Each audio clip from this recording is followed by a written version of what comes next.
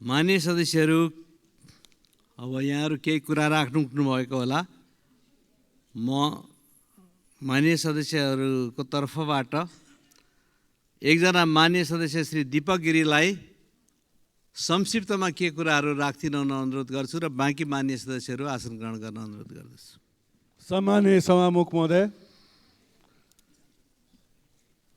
हामीहरूले बारम्बार हाम्रा कुराहरू ठेट शब्दमा उठाइरहेका थियौँ।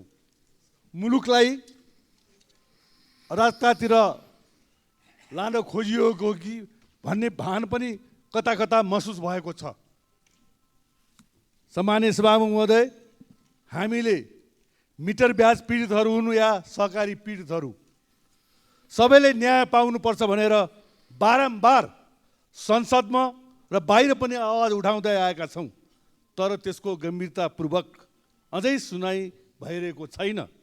त्यसैले म आज सम्मानीय सदनमा मार्फत पोखरा सूर्यदर्शन सहकारी बचत तथा ऋण सहकारी संस्थाका पीडितहरू र देशभरका सहकारी पीडितहरूको पक्षमा बोल्ने अनुमति चाहन्छु।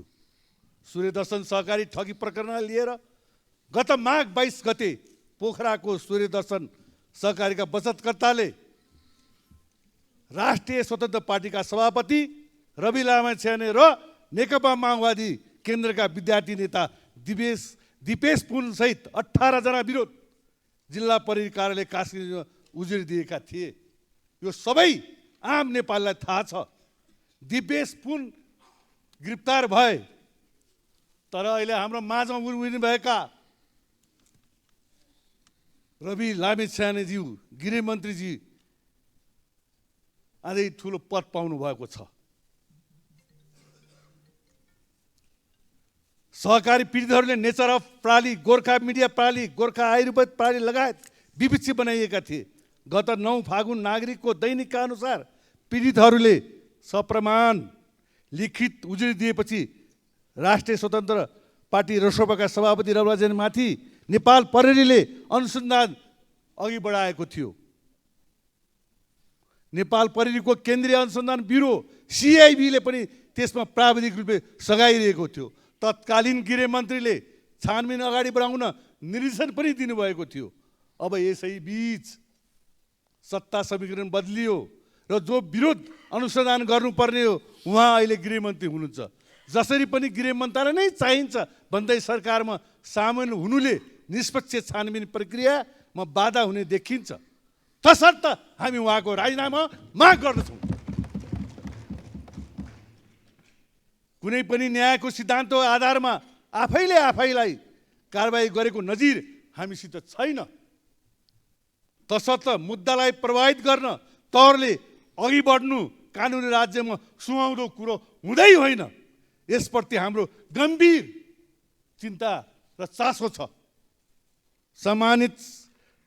सम्मान्य सभामुख महोदय, सहकारीले गैर सदस्य कारोबार गर्न नमिल्ने र त्यसो गरेको पाइए कानुन बमोजिम कारबाही हुन्छ, यो भनिरहनु पर्ने कुरो पनि होइन। सहकारी ऐन 2074 को दफा 50 मा सहकारी संस्थाले आफ्नो सदस्यको मात्र बचत स्वीकार गर्न, सोको परिचालन गर्न र सदस्यलाई मात्र ऋण प्रदान गर्न सक्ने व्यवस्था पनि छ। त्यस्तै ऐनको दफा 122 मा कसुर दण्ड जरिमाना र पुनर्जागरण सम्बन्धी व्यवस्था छ। उक्त दफाको उपदफा ख मा कानुन विपरीत अन्य कुनै प्रयोजनमा बचत प्रयोग गरेमा बिगो बराबरको रकम जरिमाना 3 वर्षमा कैदको व्यवस्था छ। त्यस्तै उपदफा ग मा ऋण असुल हुन नसक्ने गरी रकम हिनामिना गरेमा बिगो बराबरको जरिमाना र रकमको आधारमा 8 देखि 10 वर्षमा कैदको व्यवस्था छ। पोखरा, बुटोल, वीरगञ्ज, चितवन, बुटोल र काठमाडौँमा भएको यो बेथितिमा अरबौं बचत हिनामिना भएकोले यी दुवै उपदफा आकर्षित हुने अवस्था छ। अहिले स्वार्थको द्वन्द्वमा हुने गरी प्रधानमन्त्रीले उनै लामिछानेलाई गृहमन्त्रीमा किन नियुक्त गर्नु भएको हो? संसदमा आएर जवाब दिनु पर्यो। बाहिर फायर साइडमा जवाब दिएर पुग्दैन। यहाँ सदनमा प्रमुख प्रतिपक्षले यहाँ आएर आफ्नो कुरा राख्नुस् पटक पटक भन्दाखेरि सम्माननीय प्रधानमन्त्रीजीले यो पार्लियामेन्टको अवहेलना गर्नुभएको कि सम्मान गर्नुभएको हो? यो जवाफ उहाँले फेरि अहिले उभिएर भन्नुहोला।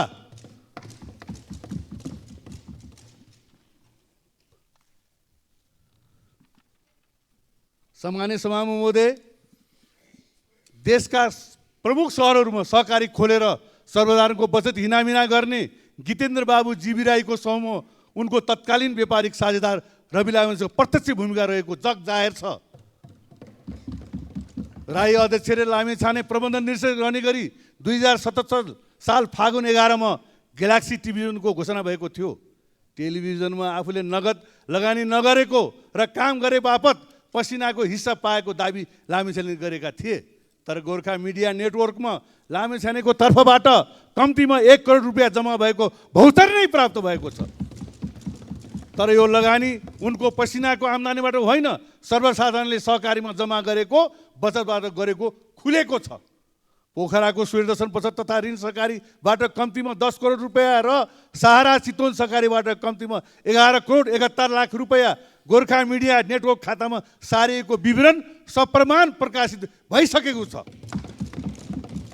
उता बुटोलको सुप्रिम सहकारीबाट पटक पटक गरेर 10 करोड 74 लाख गोर्खा मिडिया नेटवर्कमा लगेको प्राप्त दस्तावेजबाट देखिन्छ। अत उहाँले राजीनामा दिनै पर्छ भन्ने हाम्रो मनसाय छ। अन्त्यमा म पुनः स्वार्थको द्वन्द्व हुने गरी प्रधानमन्त्री लामीछानेलाई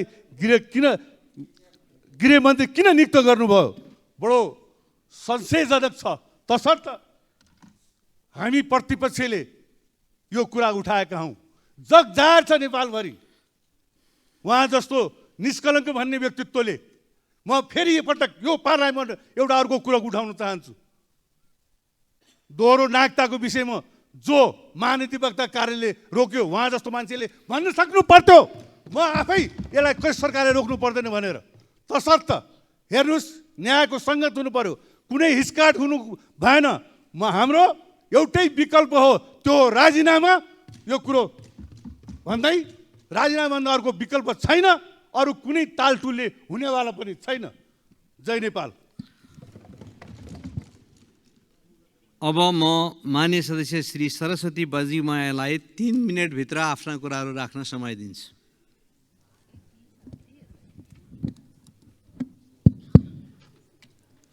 सम्मान्य सभामुख महोदय, देशैभरि प्रकृतिजन्य तथा मानवजन्य प्रकोपबाट जनता पीडित हुन परिरहेको छ। खोटाङ जिल्ला पनि यसबाट अछुतो रहन सकेन। हलेसी तुवाचुङ नगरपालिकामा दिउँसो 3 बजे लागेको आगलागीबाट वडा नम्बर 8 को राते खोला छाँगे थाक्लेमा निरन्तर आगो लागिरहेको र राते खोलामा 2वटा घर 3वटा गोठ क्षति भएको र 24वटा बाख्रा गोठमा नै जलेर मरेको स्थिति छ। र त्यहाँ खानेपानीको पाइपहरू पनि सबै नष्ट भएको अवस्था छ। त्यसै गरी वडा नम्बर 1 र 2 को राईघाटको पिपले भन्ने जङ्गलमा हिजोबाट सुरु भएको आगलागी अगाडि बढेर गइरहेको अवस्था छ।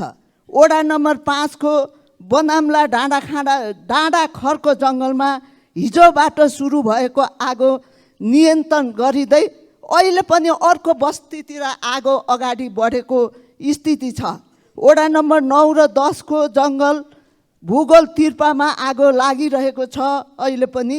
र वडा नम्बर 10 को रिट्ठाबोटे सामुदायिक वनमा आगो लागिरहेको र अस्तिको 2टा घर क्षति भएको रिट्ठाबोटे वनबाट राजापानी प्रवेश गरेको अवस्था छ। केही दिन अगाडि ऐसेलखरको गाउँपालिकामा बाख्रा फर्ममा आगलागी भएको थियो। त्यहाँ सल्लाहको जङ्गलबाट अगाडि बढेको थियो। त्यस्तै गरेर खोट्याङ गाउँपालिका वडा नम्बर 7 धनमुडाको मिना नेपालीको एक तले घर ध्वस्त भएको परिस्थिति छ। र हिजो मात्रै साकेला गाउँपालिका वडा नम्बर 5 को कुर्दुङ स्थित दिमिर नाके डाँडा सामुदायिक वनमा आगोलागी भइरहेको छ। त्यस्तै गरेर राहबेसी गाउँपालिका वडा नम्बर 2 पाताल सामुदायिक वनमा भएको आगलागी अहिले भर्खरै नियन्त्रणमा आएको अवस्था छ र अहिलेसम्म खोटाङ जिल्लामा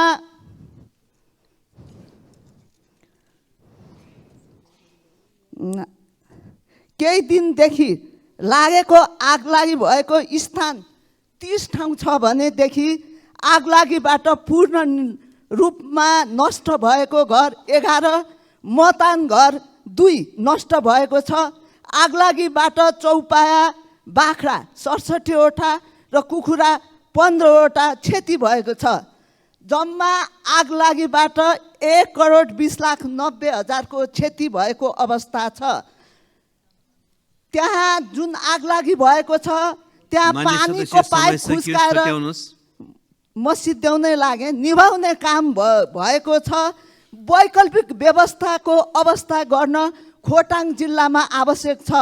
दमकल त्यहाँ नभएको हुँदा ज्यादै अप्ठ्यारो परेको छ र प्रहरी दरबन्दी पुरा छैन। जति दरबन्दी छ त्यति प्रहरी नभएकोले गर्दा पनि त्यहाँ धेरै अप्ठ्यारो परेको अवस्था छ। त्यसकारण केन्द्रीय दैवी प्रकोप व्यवस्थापन दैवी प्रकोप बजेटबाट त्यहाँको क्षतिपूर्तिको व्यवस्थापन गरिदिन म सभामुख मार्फत सरकारको ध्यान आकर्षण गराउँदछु र पहाडी जिल्लामा धेरै गाह्रो हुने भएको हुनाले त्यतातिर सरकारको ध्यान केन्द्रित गर्न चाहन्छु।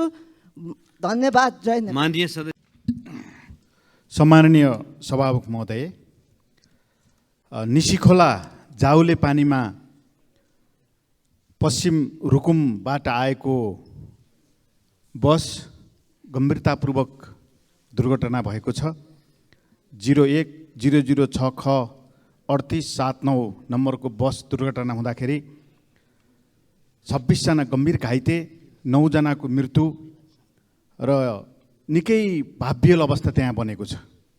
सम्माननीय सभामुख महोदय, मृतकका परिवारजनमा हार्दिक समवेदना व्यक्त गर्दै मृतकहरूप्रति हार्दिक श्रद्धाञ्जली म व्यक्त गर्न चाहन्छु र घाइतेहरूको छिटोभन्दा छिटो उपचारको व्यवस्था मिलाउनको निम्ति सम्बन्ध पक्षसँग सम्माननीय सभामुख महोदय मार्फत म हार्दिक अनुरोध गर्न चाहन्छु। सम्माननीय सभामुख महोदय, आज यहाँ स्वास्थ्य मन्त्री पनि हुनुहुन्छ, माननीय स्वास्थ्य मन्त्रीज्यू। त्यो घटना भएको नजिकै बुर्तिवाङ छ र त्यो अस्पताललाई व्यवस्थित बनाउने कुरा धेरै वर्ष पहिले नै आज उपस्थित हुनुभएकै स्वास्थ्य मन्त्री हुँदाखेरि त्यो अस्पतालको स्तरोन्नतिको कुरा पनि मैले गरेको थिएँ। आज त्यो अस्पताल राम्रो भएको भए घटनास्थलमै र अस्पताल पुर्याउँदै गरेका त्यति धेरै नागरिकहरूको ज्यान जाने थिएन र फेरि पनि त्यो 5 जिल्लाको केन्द्र भएको हुँदाखेरि त्यो अस्पताललाई स्तरीय बनाउनको निम्ति सम्माननीय सभामुख महोदय मार्फत म हार्दिक अनुरोध गर्न चाहन्छु। सम्माननीय सभामुख महोदय, यो दुर्घटना यो यहाँ मात्रै होइन, गत वर्ष मात्रै 23,597 दुर्घटना भएका रहेछन्। 2,668 जनाको ज्यान गएको रहेछ। यस वर्षभित्र मात्रै माघसम्म 18,537 दुर्घटना, जसमा 1,303 जनाको ज्यान गएको तथ्याङ्क पाइएको छ। सम्माननीय सभामुख महोदय, यसरी हेर्दा 5 वर्षमा 14,094 जनाको ज्यान दुर्घटनाबाट गएको देखिन्छ। सम्माननीय सभामुख महोदय मार्फत म के भन्न चाहन्छु भने, चालकको तालिम वा ट्रेनिङको समस्या हो कि हाम्रा सवारी साधनहरू थोत्रा हुन् कि त्यसको साथसाथै सडकको समस्या हो कि संसारका अरू देशमा नि कहीँ दुर्घटना हामीले सुन्ने गर्छौँ सम्माननीय सभामुख महोदय, तर यति धेरै मानिसको मृत्यु भएको देश नेपाल हो।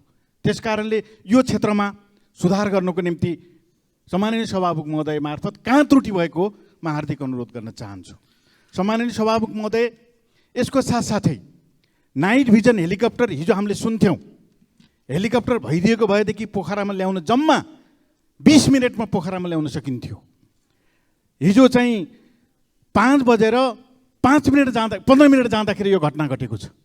गृह र रक्षासँग कुरा गर्दाखेरि त्यस प्रकारको साधन छैन भने यो यहाँ सम्माननीय सभामुख महोदय मार्फत म के भन्न चाहन्छु भने, राज्यका धेरै ठाउँमा धेरै प्रकारको सम्पत्तिको प्रयोग भएको छ भने आकस्मिक रूपमा यस प्रकारका घटनाबाट नागरिकहरूलाई बचाउनको निम्ति त्यस प्रकारको साधनको चाहिँ तुरुन्त व्यवस्था गरेर सरकारले उद्धारमा तदारुकता अपनाओस् भन्ने कुरा पनि म सामान्य सभामुख महोदय मार्फत राख्न चाहन्छु। मान्य सदस्य समय सकियो। र यस प्रकारका घटनाहरूले न्यूनीकरण गर्नको निम्ति छिटोभन्दा छिटो पहल गर्ने निर्णयको निम्ति म विशेष अनुरोध गर्दै मेरा भनाइहरू। मान्य सदस्य श्री रघुजी पन्त। सभामुख महोदय, राष्ट्रलाई चिनाउने राजनीतिज्ञहरूले मात्र होइन, राष्ट्रलाई कविहरूले, लेखकहरूले, सङ्गीतकारहरूले, गीतकारहरूले र संस्कृति कर्मीहरूले राष्ट्रको सम्मानलाई माथि उठाएका हुन्छन्। हामी इङ्ल्यान्डको कुरा सम्झिन साथ सेक्सपियरलाई सम्झिन्छौँ, हामी पुस्किनको कुरा सम्झिन साथ, नाम सम्झिन साथ रुसलाई सम्झिन्छौँ। र हाम्रो देशमा पनि त्यस्ता धेरै महत्त्वपूर्ण कविहरू, लेखकहरू भएका छन्। र आज बिहान मात्र नेपाली साहित्यलाई आधुनिक स्वरूप दिने, नेपाली साहित्यको सुरुका हाम्रा लेखनहरू हेऱ्यौँ भने हामी भक्तिधाराका धार्मिक ग्रन्थहरू देख्छौँ। तर नेपाली साहित्य अगाडि बढ्दै, क्रमशः अगाडि बढ्दै जाँदा त्यसले आफूलाई विश्व साहित्यको स्तरमा उठाउनको लागि त्यसलाई आधुनिक रूप दिने धेरै लेखकहरू छन्, धेरै साहित्यकारहरू छन्। त्यस्तै साहित्यकारहरूमध्येका एकजना विख्यात कथाकार परशु प्रधानको देहावसान भएको छ र अहिले उहाँको आर्यघाटमा उहाँको दाह संस्कारको कार्य चलिरहेको छ। म उहाँप्रति साहित्यको एउटा विद्यार्थी भएको हैसियतले र एउटा सांसदको रूपमा पनि आफ्नो पार्टीको तर्फबाट उहाँप्रति हार्दिक श्रद्धाञ्जली व्यक्त गर्न चाहन्छु र उहाँका शोक सन्तप्त सम्पूर्ण परिवारका सम्पूर्ण सदस्यहरूमा संवेदना व्यक्त गर्दछु। यही सन्दर्भमा मैले भन्नुपर्ने कुरा के छ भन्दाखेरि, जब यहाँ एउटा साहित्यकारको सन्दर्भ आयो, यो साहित्यिक संस्थामा लाग्ने कर्मचारी भोकै मर्ने अवस्था अहिलेको प्रधानमन्त्रीज्यूले उत्पन्न हुन दिनु भएन। राणाहरूले आफ्नो लगानीमा होइन, राज्यको लगानीमा गोर्खा भाषा प्रकाशिनी समिति भनेर राणाकालमा खुल्यो। त्यो गोर्खा भाषा प्रकाशिनी समिति पछि गएर नेपाली भाषा प्रकाशिनी समितिमा परिणत भयो। त्यो नेपाली भाषा प्रकाशिनी समिति पछि गएर साझा प्रकाशनमा परिणत भयो र त्यो साझा प्रकाशनले नेपालका धेरै महत्त्वपूर्ण अन्तर्राष्ट्रिय स्तरका कृतिहरूलाई नेपाली भाषामा नेपाली पाठकहरू माझमा पुर्याउने काम साझा प्रकाशनले गरेको थियो। त्यो साझा प्रकाशन आज अत्यन्त रुग्ण अवस्थामा छ र त्यहाँका कर्मचारीहरू तलब खान नपाएर भोगभोगै पर्ने अवस्थामा छ। त्यसैले म सम्मान्य प्रधानमन्त्री र सम्मान्य अर्थमन्त्रीजीको के कुरामा ध्यान आकर्षण गर्न चाहन्छु भने, राणाहरूले हामीले गाली गर्ने 104 वर्षसम्म निरङ्कुश शासन चलायो भनेर गाली गर्ने राणाहरूले समेत भाषा र साहित्यको लागि राज्यको लगानीको ढोका खोलेका थिए, आरम्भ गरेका थिए भने आज हामीले चाहिँ चुप लाएर सरकारले ठुलो हेरेर बस्न मिल्छ। म एउटा मात्र उदाहरण दिएर म कुरा सक्छु। इन्डियामा नेसनल बुक ट्रस्ट भन्ने छ, जसलाई भारतीय सरकारले लगानी गरेको छ र त्यसले एकदम सस्तोमा राम्रा किताब अङ्ग्रेजी र हिन्दी र अरू विभिन्न भारतका भाषामा निकालेर आफ्नो देशभर र विदेशमा पनि प्रसार गर्छ। अनि हामीले हाम्रो साहित्यको लागि गर्नु पर्दैन? वर्षौँदेखि धाएकै छन् त्यहाँका कर्मचारीहरू, त्यहाँका अध्यक्षहरू सरकारसँग, तर सरकारले व्यवस्था गरेको छ। म पुनः एकपल्ट दिवंगत परशु प्रधानप्रति हार्दिक श्रद्धाञ्जली अर्पण गर्छु र सम्मान्य प्रधानमन्त्री र अर्थमन्त्रीज्यूको यो साझा प्रकाशनलाई बिउताउने कुरातिर गम्भीरतापूर्वक ध्यान जाओस् भनेर माननीय सदस्य श्री जनार्दन। सम्मान्य सभामुख महोदय, हिजो साँझ रुकुम पश्चिमको चाइना बगरबाट छुटेको यात्रुवाहक बस ऋषि खोलाको जाउले पानीमा दुर्घटना भएर ठुलो क्षति भएको छ। सर्वप्रथम म मृतकहरूप्रति हार्दिक श्रद्धाञ्जली र परिवारजनमा संवेदना व्यक्त गर्दै घाइतेहरूको शीघ्र स्वास्थ्य लाभको कामना गर्न चाहन्छु र मृत्यु हुनेहरूमा मानसिङ बिक गङ्गादेवी गाउँपालिका रोल्पाका 33 वर्षीय हुनुहुन्छ। त्यसै गरी 25 वर्षीय बबी ददेल नेपाली हुनुहुन्छ र 25 वर्षीय र त्यसै गरी 35 वर्षीय टिका केसी र 18 वर्षीय लक्की पुन मगर त्रिवेणी नगरपालिकाका गाउँपालिकाका 22 वर्षीय विक्रम परियार सिस्ने पूर्वी रुकुमका, गीता थापा 41 वर्षीय गोर्खाका, कल्पना केसी मुनपाका 7 का 40 वर्ष र सुजन महर्जन 25 वर्षीय ललितपुरका, विनिता केसी मुनपा 1 को 27 वर्षीय 9 जनाको मृत्यु भएको छ। त्यसै गरी 26 जना घाइते भएको अवस्था छ। त्यसमध्ये मुसिकोट नगरपालिकाका 17 जना, रुकुम मुसिकोट नगरपालिका, 28 कोट नगरपालिका 1 जना, सुर्खेत पञ्चपुरीका 1 जना, काठमाडौँका 1 जना, डोल्पाका 1 जना, ललितपुरका 1 जना, सानीबेरीका 1 जना, सिन्धुपाल्चोकका 1 जना, गुल्मीका 2 जना गरी 26 जना घाइते भएको अवस्था छ। म सम्माननीय सभामुख ज्यू मार्फत म घाइतेहरूलाई अहिले बागलुङको अस्पतालमा उपचार भइरहेको 3 जना त्यहाँ अहिले सिरियस हुनुहुन्छ, अरू पोखरा आइपुग्नु भएको छ। बागलुङमा भएका 3 जनालाई र पोखरामा भएका सिरियस घाइतेलाई यथाशीघ्र काठमाडौँ ल्याएर उपचार गर्न पनि म सरकारको ध्यानाकर्षण गराउन चाहन्छु। त्यसै गरी 9 जना मध्ये 3 जनाको शव सम्बन्धित ठाउँमा पुगेको छ, बाँकी शवहरू बाटोमा नै अहिले अवस्था रहेको हुँदाले ती शवहरूलाई काठमाडौँ ल्याउनु पर्ने अवस्था छ। यथाशीघ्र आफ्ना परिवारहरूलाई जिम्मा लगाउने गरी व्यवस्था गर्न आग्रह गर्न चाहन्छु।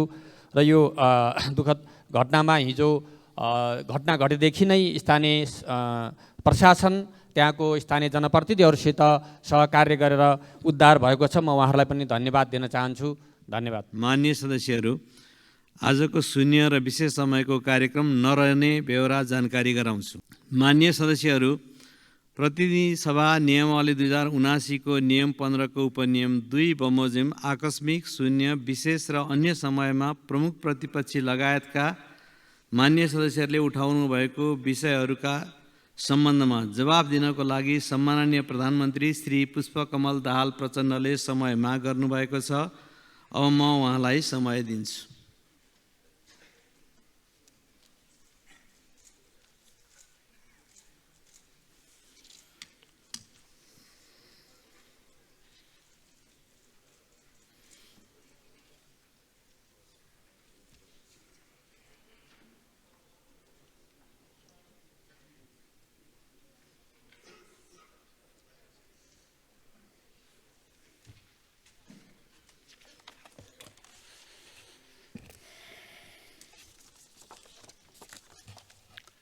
सम्माननीय सभामुख महोदय, म यहाँ प्रमुख प्रतिपक्षी दल नेपाली कांग्रेस लगायतका प्रतिपक्षी दलहरूले उठाउनुभएका प्रश्न र मागहरूको सन्दर्भमा जवाफ दिन यहाँ उपस्थित भएको छु।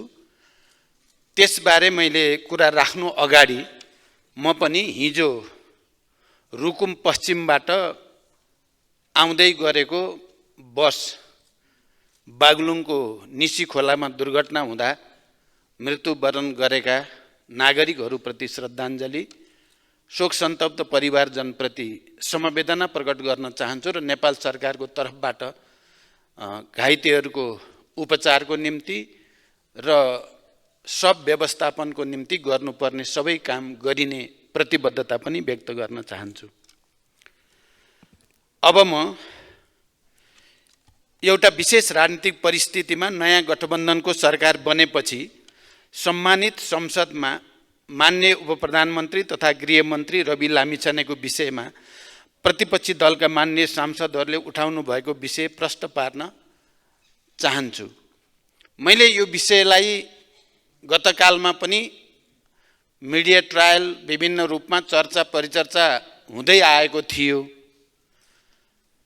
तर यसको गम्भीरता कति हो, कति सत्य हो होइन भन्ने बारेमा त्यति धेरै गम्भीर रूपले हेर्ने स्थिति बनेको थिएन।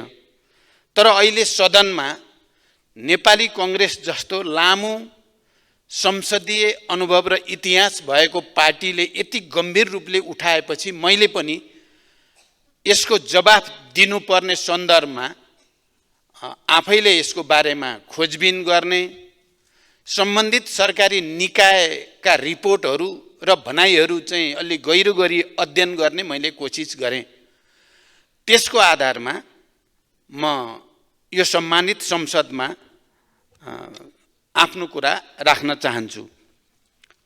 मेरो सरकारको पहिलो प्राथमिकता नै सुशासन रहेको र सुशासन कायम गर्ने विषयमा कुनै पनि सम्झौता नहुने मैले यस सम्मानित सदनमा विश्वासको मत लिने क्रम र अन्य सन्दर्भमा पनि बडो स्पष्टसँग राख्दै आएको छु। सुशासनको सङ्कल्प लिएरै मैले सरकारको नेतृत्व गरेदेखि नै ठुल्ठुला भ्रष्टाचार, सुन तस्करी, जग्गा हिनामिना लगायतका काण्डहरूको छानबिन भइरहेको र यसलाई अझ प्रभावकारी बनाउँदै अगाडि बढेको तथ्य पनि म यो सम्मानित सदनलाई जानकारी गराउन चाहन्छु। यसमा मैले कसैलाई काखा कसैलाई पाखा होइन, दोषी जोसुकै भए पनि त्यो नछुटोस्, निर्दोष नपरोस् भन्ने मान्यतालाई दृढताको साथ पालन गर्दै पनि आएको छु। मैले लामो व्याख्या गर्नु पर्दैन, हालैका सबै घटनाक्रमहरूले पनि त्यो कुरालाई पुष्टि गरिरहेकै छन्। जहाँसम्म मान्य उपप्रधानमन्त्री तथा गृहमन्त्री रवि लामिछानेका विषयमा प्रतिपक्षी दलहरूले उठाउनु भएको कुरा छ, हालसम्मको अनुसन्धानले उहाँ सहकारीको सञ्चालक समिति, लेखा समिति, ऋण समिति, कर्मचारी लगायत कुनै पनि जिम्मेवारी र भूमिकामा नरहेको र अदालतमा विचाराधीन मुद्दामा पनि उहाँ कहीँ कतै जोडिएको देखिएको छैन। सूर्य दर्शन बचत तथा सहकारी संस्थाका 1000 भन्दा बढी बचतकर्ताले आफ्नो रकम हिनामिना गरेको भन्दै 2080 साउन 22 गते गरेको जाहेरी दरखास्तमा कसैको नाम किटिएको थिएन। यो दरखास्त उप प्रहरीले अनुसन्धान गरी बुझाएको प्रतिवेदनका आधारमा सहकारीको रकम हिनामिना गर्ने कार्यमा संलग्न भएको अभियोगमा 19 जनालाई प्रतिवादी कायम गरी कास्की जिल्ला अदालतमा 2080 असोज 18 गते मुद्दा दायर गरेको तथ्य स्पष्ट छ, जुन अदालतमा अझै पनि विचाराधीन छ। ती 19 जना मध्ये 4 जना पक्राउ परेका छन् भने बाँकीको प्रहरीले खोजी गरिरहेको छ।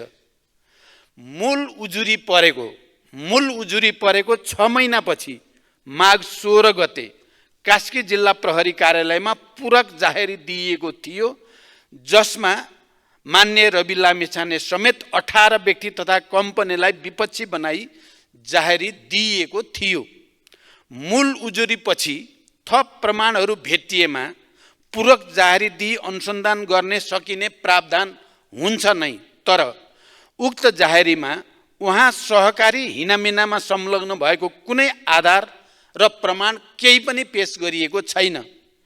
एक पटक अनुसन्धान सकिएर अदालतमा मुद्दा दायर भइसकेको मुद्दामा यस्तो आधार प्रमाण बिनाको जाहेरी पुनः दर्ता गर्न आवश्यक नै हुँदैन सामान्यतः। त्यसैले प्रहरीले कानुन बमोजिम नै उक्त जाहेरी छुट्टै दर्ता गर्न समेत उपयुक्त ठानेन र दर्ता गरेन। फेरि उहाँको नाममा प्रवाह भएको भनिएको ऋण फर्चुट भएको देखिन आएकोले उहाँको हकमा अनुसन्धान गर्नुपर्ने नदेखिएको भन्ने प्रहरीबाट ब्रिफिङ पनि प्रष्ट शब्दमा भएको थियो। यो विषय उहाँ सरकारमा आउनुभन्दा अगाडिको विषय हो। त्यति बेलाको सरकारमा त अहिलेका प्रतिपक्ष नेपाली कांग्रेस स्वयं सहभागी हुनुहुन्थ्यो। त्यति बेलाको यो विषय हो। मान्य उपप्रधानमन्त्री तथा गृहमन्त्री रवि लामिछानेजीको पार्टी सरकारमा सहभागी हुने चर्चा चलेपछि, सरकारमा सहभागी भएपछि यो विषयलाई संसदको नियमित काम कारबाही प्रभावित हुने गरी उठाउनु कति जायज छ या छैन भन्ने विषय स्वयं प्रतिपक्षी दलका मान्य सदस्यहरूले बुझ्नुपर्ने विषय हो भन्ने मैले ठानेको छु। म फेरि पनि जोड दिएर भन्न चाहन्छु, सुशासन कायम गर्ने सवालमा म कुनै पनि सम्झौता गर्दिन। यसमा आफ्नो पार्टी र अरूको पार्टी भन्ने आग्रह र पूर्वाग्रह पनि मैले राखेको छैन र आउने दिनमा पनि कुनै हालतमा राख्ने छैन। यदि अनुसन्धानबाट केही कैफियत देखिएमा उहाँलाई कारबाही गर्ने कुरामा पनि कसैले रोक्न सक्ने छैन। यो कुरा पनि म प्रष्टसँग राख्न चाहन्छु। मुद्दा बुझाइसक्दासम्म उहाँको नाममा उजुरी निवेदन केही छैन। उजुरी पर्नासाथ राजीनामा दिने हो भने के हुन्छ? ठाडो उजुरी दर्ता हुनासाथ राजीनामा दिने सहमति हामी गर्न सक्छौँ त? होइन, गृहमन्त्रीबाट चाहिँ हटाऊ, मुद्दा प्रभावित हुन्छ भन्न खोज्नु भएको हो भने प्रभावित पार्नेले अर्को मन्त्रालयमा बसे पनि प्रभावित पार्ला, सरकारमा बसे मात्रै पनि प्रभाव पार्न सक्ला। त्यसैले यो विषयलाई राजनीतिकरण नगर्न म अनुरोध गर्न चाहन्छु। लामो संसदीय अभ्यासको अनुभव भएको नेपाली कङ्ग्रेस जस्तो पार्टीले यस्तो विषयलाई अनावश्यक राजनीतिकरण गर्नुभन्दा देशमा विद्यमान अन्य महत्त्वपूर्ण राजनीतिक विषयमा सदनलाई बहसमा ल्याउन म अपिल गर्न चाहन्छु। नेपाली कङ्ग्रेस लगायत प्रतिपक्ष दलका मान्य सदस्यहरूलाई यो विषयमा मैले यति प्रतिबद्धता व्यक्त गरिसकेपछि अब सदन सुचारू गर्न सहयोग गर्नुहुनेछ भन्ने विश्वास पनि म व्यक्त गर्न चाहन्छु। धन्यवाद। मान्य सदस्यहरू, अब प्रतिनिधि सभा नियमावली 2079 को परिच्छेद 9 बमोजिम प्रधानमन्त्रीसँग प्रत्यक्ष प्रश्नोत्तरको लागि सोही नियमावलीको नियम 58 बमोजिम सम्माननीय प्रधानमन्त्रीसँग प्रश्न गर्न 13 जना मान्य सदस्यहरूबाट प्रश्न प्राप्त भएको ब्यौरा जानकारी गराउँछु। यस परिच्छेद बमोजिम प्रधानमन्त्रीसँग प्रत्यक्ष प्रश्नोत्तरमा स्पष्टीकरण सोध्ने व्यवस्था नरहेको पनि जानकारी गराउन चाहन्छु। मान्य सदस्यहरू, अब प्रधानमन्त्रीसँग प्रत्यक्ष प्रश्नोत्तर कार्यक्रम प्रारम्भ हुन्छ। सर्वप्रथम प्रश्नकर्ता मान्य श्री गोकुल प्रसाद बाँसकोटालाई सम्माननीय प्रधानमन्त्रीसँग प्रश्न सोध्न अनुमति दिन्छु। सम्माननीय सभामुख महोदय, म सभामुख महोदय मार्फत सम्माननीय प्रधानमन्त्रीज्यूलाई प्रश्न गर्न चाहन्छु। मध्य पहाडी पुष्पलाल लोकमार्ग पहाडी जनजीवनको लाइफलाइनको रूपमा रहेको छ, तर यो लामो भयो। त्यसकारणले यसको पुनर्रेखाङ्कन गरी दूरी छोट्याउनका लागि सुरुङ र भायाडक्ट प्रविधिको समेत प्रयोग गरी आउँदो 5 वर्षभित्र डबल लेनमा यसलाई विस्तार गर्ने योजना सरकारको छ कि छैन, सम्भव छ कि छैन, सरकारको प्रतिबद्धता चाहन्छु। साथै आज ब्रेन ड्रेन नेपाली युवाहरूको भइरहेको छ र पढ्नका निम्ति अरबौँ बाहिर गइरहेको छ। अरू देशहरूले ब्रेन गेन गरिरहेको अवस्थामा नेपाली युवा विद्यार्थीहरूलाई आफ्नो देशप्रति विश्वास दिलाउने उद्देश्यसहितले चिनिया राष्ट्रपति सी जिनपिङ आउँदादेखि चर्चामा रहेको Madan Bhandari science and technology university बनाउने कुरा कहाँ पुग्यो? पाँचखाल नगरपालिका काभ्रे जिल्लाको 13,700 रोपनी जमिन त्यो युनिभर्सिटीको नाममा त्यहाँका जनताले सहयोग गरेर निःशुल्क नै उपलब्ध गराएका छन्। अब यो कहिले बन्छ? यसको टेन्डर पनि एकपल्ट भएको थियो, त्यो भएन। त्यसैले यो बन्छ वा बन्दैन, निर्माण कार्य कहिले सुरु हुन्छ, म यो भन्न चाहन्छु। सँगसँगै प्रधानमन्त्रीज्यू आफैले धेरैपल्ट भन्नुभएको छ जलविद्युतमा फड्को मार्ने। त्यसो हो भने यो काभ्रे, रामेछाप, सिन्धुपाल्चोक जिल्लामै त्यो एउटा स्थानीय र क्षेत्रीय तहमा गेम चेन्जर रहेको सुनकोशी तेस्रो परियोजना जुन बङ्गलादेशसितको सहकार्यमा गर्ने भनिएको छ, त्यसको निर्माण कार्य कहाँ पुगेको छ र त्यसलाई तीव्रता दिन सरकारको योजना के कस्तो छ? एउटा तितो र यथार्थ पनि राख्न चाहन्छु सँगसँगै प्रश्नमा। केपी ओली सरकार हुँदा काभ्रे जिल्लाको भुम्लु गाउँपालिकाको 7 र 8 नम्बर वडाका जनताले नापीको समस्याका कारणले वर्षौँदेखि 31 सालदेखि 50 वर्ष भयो आफ्नो कमाई आएको जग्गा नापीको कारणले मात्रै पूर्जा पाउन सकेका छैनन्। त्यहाँ कार्यालय राखिएको थियो र आजसम्म छैन। न उनीहरूले औषधि उपचार गर्न पाउँछन्, न बैङ्कमा राख्न पाउँछन्। यो समस्या त्यो कार्यालय उठाउने काम पनि अघिल्लो सरकारले गर्यो।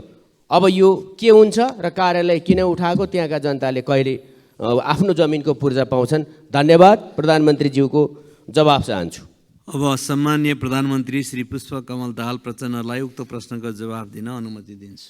सभामुख महोदय, मान्यज्यूले मध्य पहाडी लोकमार्ग, मदन भण्डारी विश्वविद्यालय, सुनकोशी तेस्रो जलविद्युत परियोजना र जनताले जग्गा धनी प्रमाणपत्र नपाएको विषयमा जिज्ञासा राख्नु भएको छ।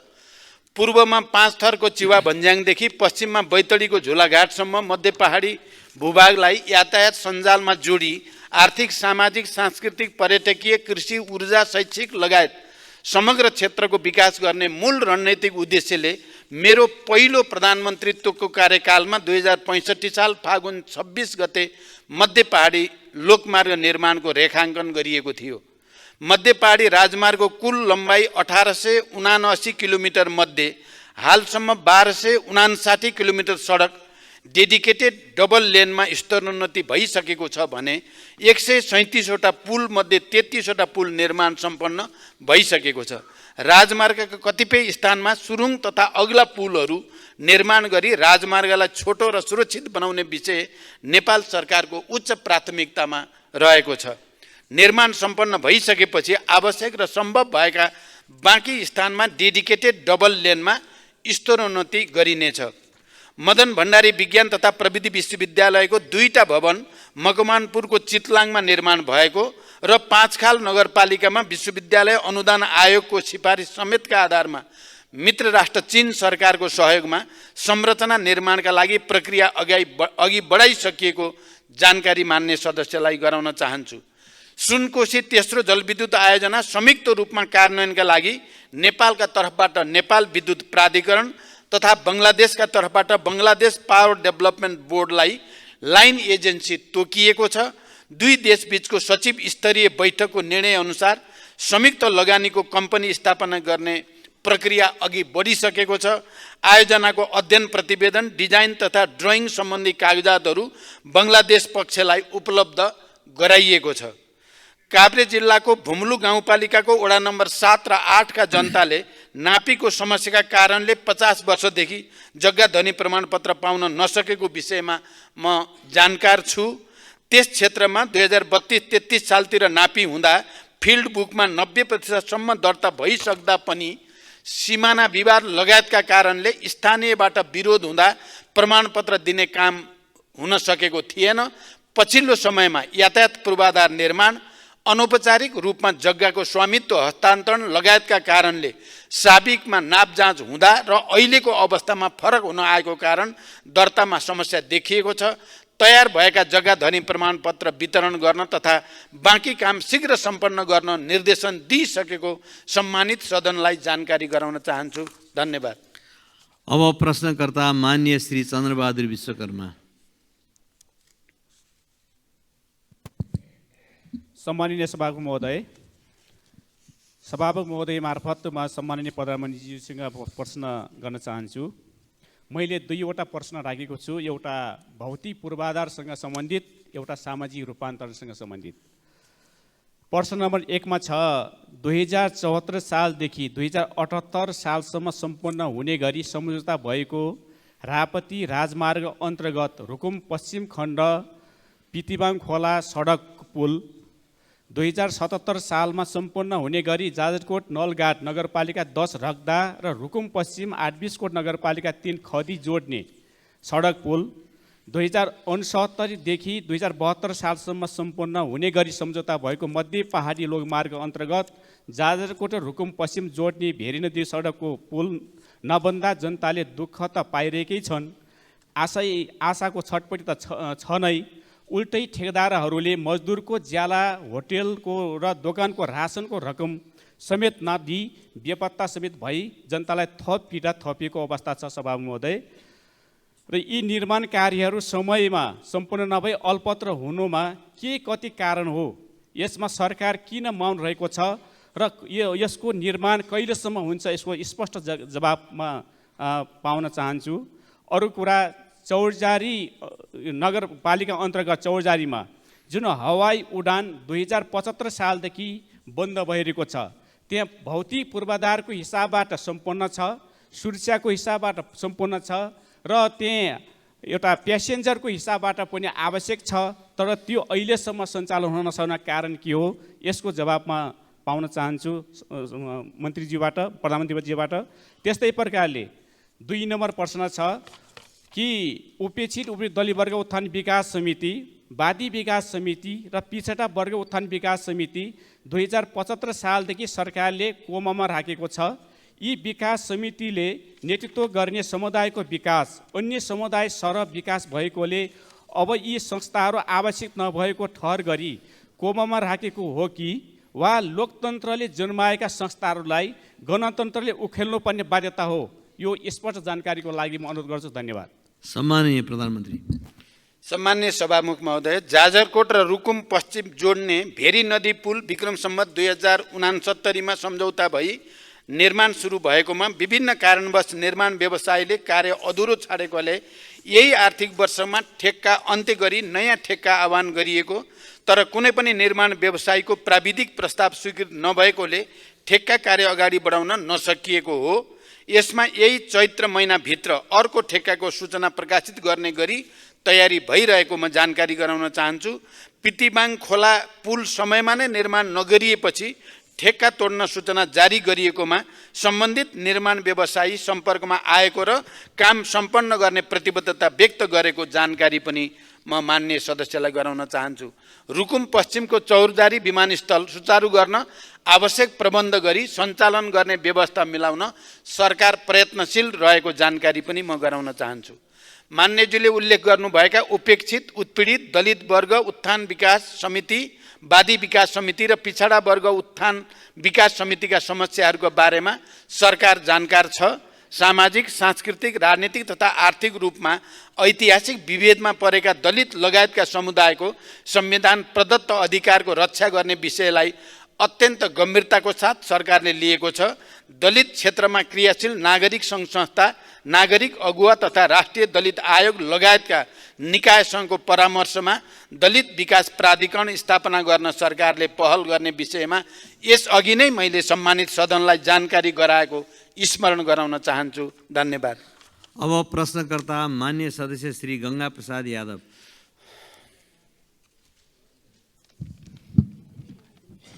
सम्मान्य सभामुख महोदय मार्फत पुनर्गठित मन्त्री परिषदका प्रधानमन्त्रीज्यू लगायत प्रधानमन्त्रीज्यू, मन्त्रीज्यूहरूमा सबभन्दा पहिले सफलताको शुभकामना व्यक्त गर्न चाहन्छु।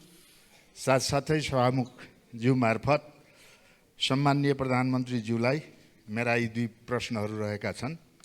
पहिलो प्रश्न, राष्ट्रपति चुरे संरक्षण कार्यक्रमको बजेट कटौतीका कारण तराई मधेस मरुभूमिमा परिणत भइरहेको छ। तराई मधेसलाई मरुभूमिकरणबाट जोगाउन आगामी योजना के छ? तराई मधेस समृद्धि कार्यक्रम तथा सघन शहरी कार्यक्रममा रकम घटाइएको छ होला कि सडक लगायत तराई मधेस विकासका आयोजनाहरूमा बजेट कटौती गरी तराई मधेसको विकासमा सरकार उदासीन देखिएको हो? दोस्रो प्रश्न, प्रधानमन्त्रीज्यू, मधेसको मूल समस्या दहेज, विभेद, सुशासन, विकास निर्माणमा राज्यबाट हुँदै आएको असमानता, शिक्षा स्वास्थ्यमा व्यापारीकरण, विभिन्न क्षेत्रमा रहेको सिन्डिकेटलाई हटाउन तेस्रो पटक प्रधानमन्त्री भइरहँदा भुइँ मान्छेको मुक्तिको लागि लामो सङ्घर्ष गर्नुभएको तपाईबाट दुई पटक प्रधानमन्त्री हुँदा केही परिवर्तन हुन नसकेको अवस्थामा अब परिवर्तनको आशा गर्ने तपाईसँग के कस्ता नीति र कार्यक्रम छन्? जनताले बुझ्ने भाषामा बताइदिनुहुन्छ कि? धन्यवाद। सम्माननीय प्रधानमन्त्री। सभामुख महोदय, चुरे तराई मधेसको संरक्षण तथा व्यवस्थापन एवं मरुभूमिकरण नियन्त्रणका लागि 2071 सालमा राष्ट्रपति चुरे तराई मधेस संरक्षण विकास समिति गठन गरी राष्ट्रिय गौरवको आयोजनाको रूपमा सञ्चालन भइरहेको तथ्य सबैलाई अवगत नै छ। यस कार्यक्रमलाई अझै प्रभावकारी बनाउन चुरे संरक्षण तथा व्यवस्थापन गुरु योजना परिमार्जन भई स्वीकृतिको प्रक्रियामा रहेको तथ्य पनि सबैलाई जानकारी नै छ। आवश्यकता र प्राथमिकताको आधारमा तिनै तहका सरकारका चालु आर्थिक वर्षको बजेट नघट्ने गरी सम्बोधन गर्न नीतिगत व्यवस्था गरिएको जानकारी पनि म यस सम्मानित सदनलाई गराउन चाहन्छु। यसका साथै चुरे क्षेत्रको संरक्षण र व्यवस्थापनमा जलवायु वित्त परिचालन गरी सञ्चालन भइरहेको चुरे उत्थानशीलता आयोजनालाई अझै सशक्त बनाइनेछ। चुरे क्षेत्रमा 1 करोड बाँस रोपणका लागि अन्तर्राष्ट्रिय विकास साझेदारसँग समन्वय गरी विस्तृत प्रस्ताव तयारीको चरणमा छ। चुरे तराई मधेस क्षेत्रको संरक्षण मार्फत तराई मधेसको मरुभूमिकरण हुनबाट रोक्न चुरेको माथिल्लो तटीय क्षेत्रमा संरक्षण गतिविधिलाई प्राथमिकता दिने गरी कार्य भइरहेको छ। चुरे क्षेत्रबाट गिटी बालुवाको उत्खननलाई व्यवस्थित गर्न एवं सूर्य संरक्षणका लागि एकीकृत ऐन तर्जुमा गर्न मन्त्री परिषदबाट सैद्धान्तिक सहमति प्रदान भइसकेको कुरा पनि म जानकारी गराउन चाहन्छु। काठमाडौँ तराई मधेस द्रुत मार्ग प्रमुख प्राथमिकताका साथ निर्माण भइरहेको मान्य सदस्यहरूलाई अवगत नै छ। भौतिक पूर्वाधार तथा यातायात मन्त्रालय अन्तर्गत तराई मधेसको विकासका लागि नेपाल भारत सीमा वारपार रेल, पूर्व पश्चिम राजमार्गदेखि सीमा सहरहरूसम्म 6 लेन सडक निर्माण, पूर्व पश्चिम र उत्तर दक्षिण तथा हुलाकी राजमार्ग लगायतका विकास आयोजनाहरू सञ्चालन भइरहेका छन्। हुलाकी राजमार्गको निर्माणमा स्रोत साधनको अभाव हुन नदिई यस राजमार्गको बाँकी पुल तथा सडक खण्डको निर्माण सम्पन्न गर्न सरकार प्रतिबद्ध छ। मधेसका जनताले भोग्नु परेका समस्याका बारेमा सरकार गम्भीर छ। सरकारले मधेसका जनतालाई सामाजिक न्यायको प्रत्याभूति दिन मिटर ब्याज लगायतका सामन्ती शोषणका कैयौँ जालोहरू भत्काउँदै गएको यहाँहरूलाई अवगत नै छ। दहेज, सामाजिक विभेद लगायतका कैयौँ शोषणका स्वरूपहरू अन्त्य गरी मधेसी जनतालाई न्याय दिन, शिक्षा स्वास्थ्यमा पहुँच कायम गर्न तथा रोजगारी र जीविकोपार्जन सुनिश्चित गर्न सरकार प्रतिबद्ध रहेको छ।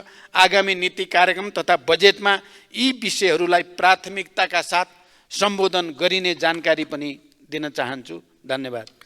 अब प्रश्नकर्ता मान्य सदस्य श्री चन्दा कार्की भण्डारी।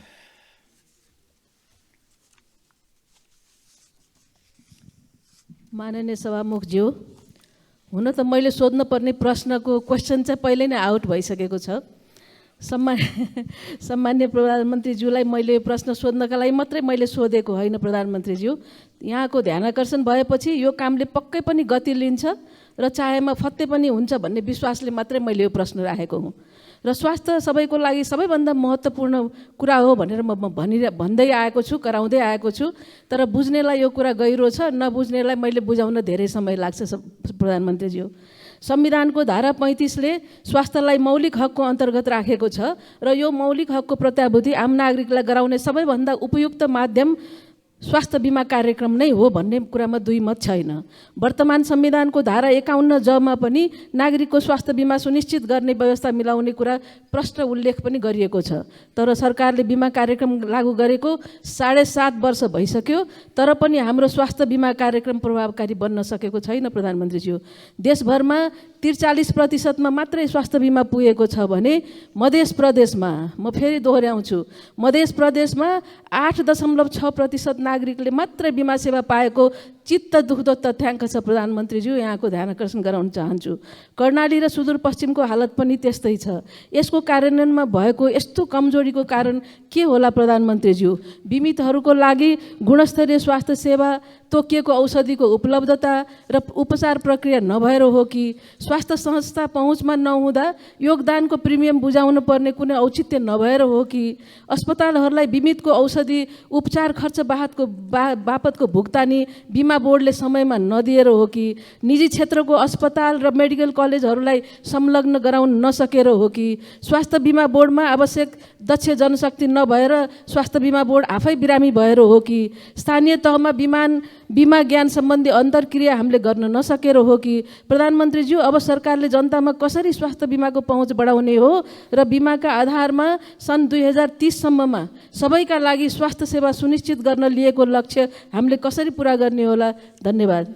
सम्माननीय प्रधानमन्त्री। सभामुख महोदय, मान्यज्यूले स्वास्थ्य बिमालाई प्रभावकारी बनाउने विषयमा सान्दर्भिक जिज्ञासा राख्नु भएको छ। नागरिकहरूको स्वास्थ्य उपचारका क्रममा हुने वित्तीय जोखिम कम गर्न स्वास्थ्य बिमा बोर्ड मार्फत सामाजिक स्वास्थ्य बिमा कार्यक्रम सञ्चालनमा रहेको छ। हालसम्म 33.2% घर परिवार तथा 24.7% जनसङ्ख्या स्वास्थ्य बिमाको दायरामा आएको र 75.751 पालिकासम्म स्वास्थ्य बिमाको पहुँच पुगेको छ। तोकिएका औषधिको उपलब्धता र उपचार प्रक्रिया सरल बनाउन 2081 वैशाख 1 देखि लागू हुने गरी छुट्टै रिफिल काउन्टरको व्यवस्था गरी औषधि वितरण गर्ने तथा ज्येष्ठ नागरिकलाई सबै सेवा प्रदायक अस्पतालहरूबाट प्रत्येक मङ्गलबार जेरियाट्रिक क्लिनिक मार्फत सेवा दिने व्यवस्था मिलाइएको छ। यसै गरी आधारभूत अस्पतालहरूबाट बिमा सेवा सुरु गर्ने र निजी तथा सामुदायिक अस्पतालहरूलाई समेत सूचीकृत गरी सेवा विस्तार गर्ने तयारी भइरहेको छ। बिमितको औषधि उपचार खर्च बापतको भुक्तानी अस्पतालहरूलाई समयमै शोध भर्ना गर्न थप जनशक्तिको व्यवस्था गरी हरेक 2 महिनामा शोध भर्ना हुने व्यवस्था मिलाइएको छ। स्वास्थ्य बिमा बोर्डको स्थायी सङ्गठन संरचना स्वीकृतिको प्रक्रियामा रहेको छ। दक्ष जनशक्ति व्यवस्थापनका लागि 155 जना जनशक्ति पदपूर्तिको प्रक्रिया अगाडि बढिसकेको छ। स्वास्थ्य बिमा कार्यक्रममा देखिएका समस्या समाधान गर्न लागि अनलाइन सदस्यता तथा नवीकरणसँगै बिमा सक्रिय हुने व्यवस्थासहित स्वास्थ्य बिमा नियमावली संशोधनको प्रक्रियामा रहेको छ। त्यसै गरी 25 जिल्लामा 2074 सालमा वितरण भएका गरिब परिचय पत्रको म्याद थप गर्ने र बाँकी जिल्लामा पनि यसलाई विस्तार गर्दै सरकारले अति गरिब नागरिकको प्रिमियमको व्यवस्था गरी बिमा गर्ने विषयमा गृह कार्य गरिरहेको छ। त्यसै गरी नागरिकता, जग्गा पास लगायतका सामाजिक सेवाको क्रममा स्वास्थ्य बिमा परिचय पत्र अनिवार्य गर्ने, वैदेशिक रोजगारीमा जानेहरूको परिवारको अनिवार्य बिमा, आम्दानी अनुसारको प्रिमियमको आधारमा सबै कर्मचारी, शिक्षक, जनप्रतिनिधिहरूको अनिवार्य बिमा गर्ने लगायतका सबै प्रकारका स्वास्थ्य सुरक्षाका कार्यक्रमहरूलाई स्वास्थ्य बिमा मार्फत एकीकृत गर्ने र स्वास्थ्य बिमा कार्यक्रमलाई राष्ट्रिय गौरवको अभियानका रूपमा घोषणा गर्ने लगायतका विषयमा सरकारले गृह कार्य गरिरहेको छ। धन्यवाद। अब प्रश्नकर्ता माननीय सदस्य डाक्टर चन्द्रकान्त भण्डारी।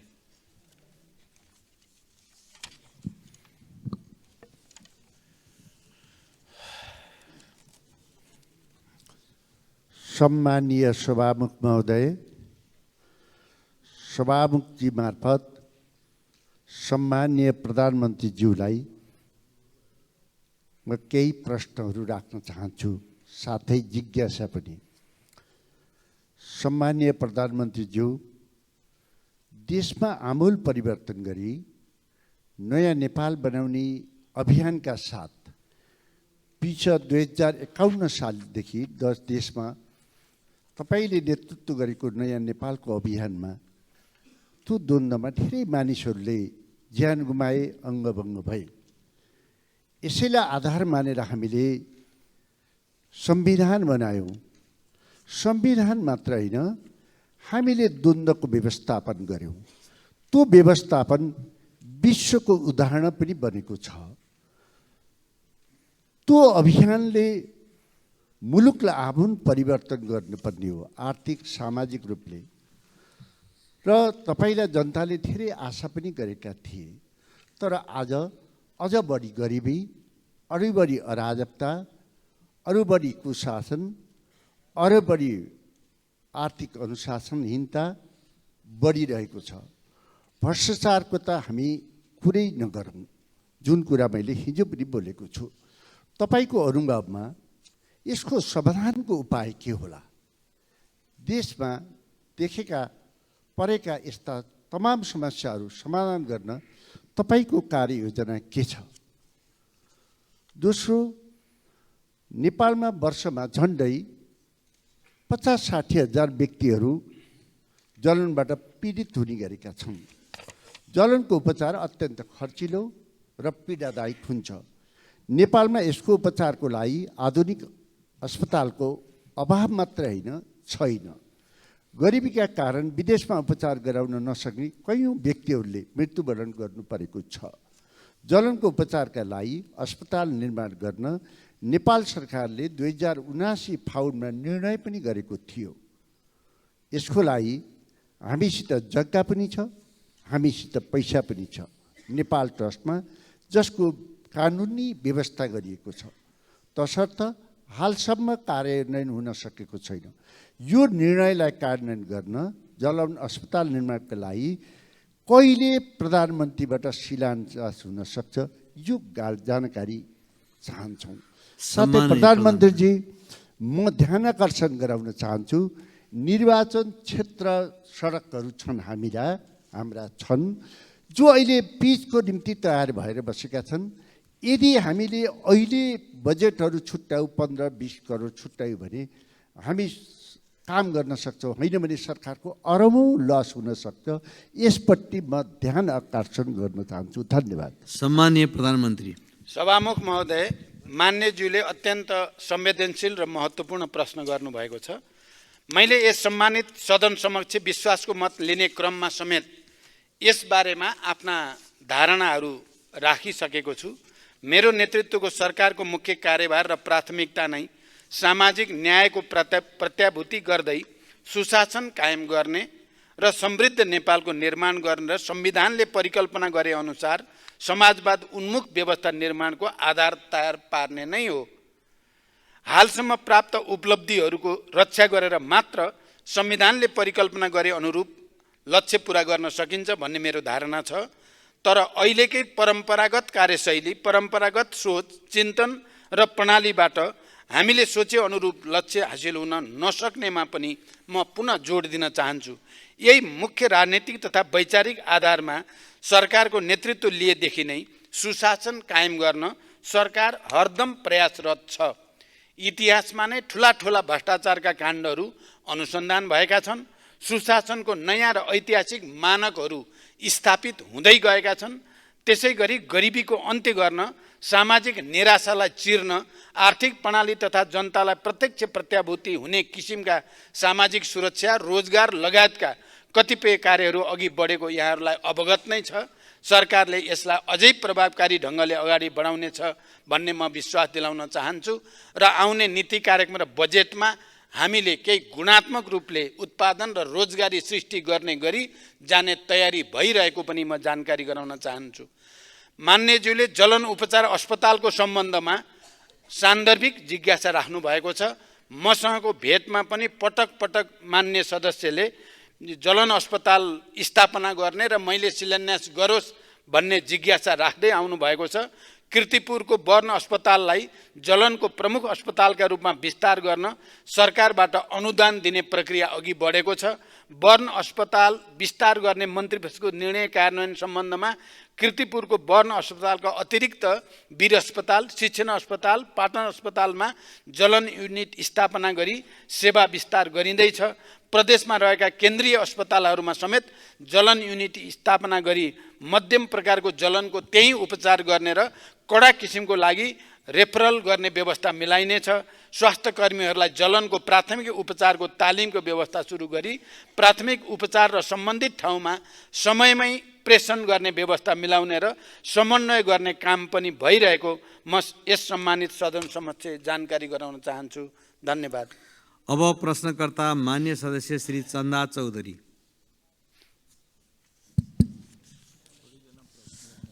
सम्मानीय सभामुख मार्फत सम्मानीय प्रधानमन्त्रीज्यूलाई मेरो प्रश्न।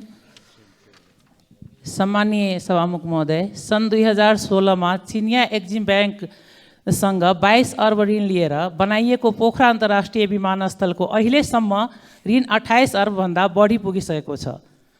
अबको 13 वर्षमा चिनिया ब्याङ्कलाई सबै सावा ब्याज तिर्न भनी शर्त राखिएको उक्त विमानस्थल बनाउन मात्र हाम्रो आन्तरिक स्रोतबाट जग्गा अधिग्रहणको लागि 9 अर्बभन्दा बढी खर्च भएको छ। यसरी ऋणसहित लगभग 32-33 अर्बमा बनेको अन्तर्राष्ट्रिय विमानस्थल उद्घाटन भएको 14 महिनासम्म पनि कुनै अन्तर्राष्ट्रिय व्यावसायिक उडान नहुनु भनेको कतै यो संरचना हाम्रो लागि ऋण पासो त बनिरहेको छैन। उक्त विमानस्थल सम्मानीय प्रधानमन्त्रीज्यूले नै आजभन्दा 14 महिना अघि उद्घाटन गर्नुभएको थियो र चिनिया इन्भेस्टरले उक्त कार्यक्रममा पोखरा अन्तर्राष्ट्रिय विमानस्थल उहाँको बेल्ट एन्ड रोडको उपहार हो भनेर सार्वजनिक रूपमा भन्नुभएको थियो। 1 वर्ष बित्दा चिनिया ब्याङ्कलाई नै तिर्नुपर्ने सावा ब्याज बढेर हामीले धान्न नसक्ने परियोजनालाई चीनले नै आफ्नो उपहार भन्ने र भन्नु अर्थतन्त्रले धान्नै नसक्ने परियोजनाहरू सञ्चालन गर्नु हो। सम्मानीय प्रधानमन्त्रीज्यू, 1 वर्षमा 4 वटा चार्टर फ्लाइट र त्यहीबाट फर्किँदा एउटा व्यावसायिक उडान भनेर पोखरा अन्तर्राष्ट्रिय विमानस्थलले उडान उक्त 30 अर्बभन्दा बढी ऋण अबको 13 वर्षमा कसरी तिर्न सक्छ? सम्मानीय सभामुखजी मार्फत सम्मानीय प्रधानमन्त्रीजीलाई मेरो यो क्वेसन, उक्त विमानस्थलले सो ऋण आफै तिर्न सक्ने गरी सक्षम बनाउनको लागि सम्मानीय प्रधानमन्त्रीजीको अहिलेको योजना के होला भनेर सम्मानित सदन र जनतालाई जानकारी गराइदिन हुनको लागि हार्दिक अनुरोध गर्दछु। धन्यवाद। जय नेपाल। सम्माननीय प्रधानमन्त्री।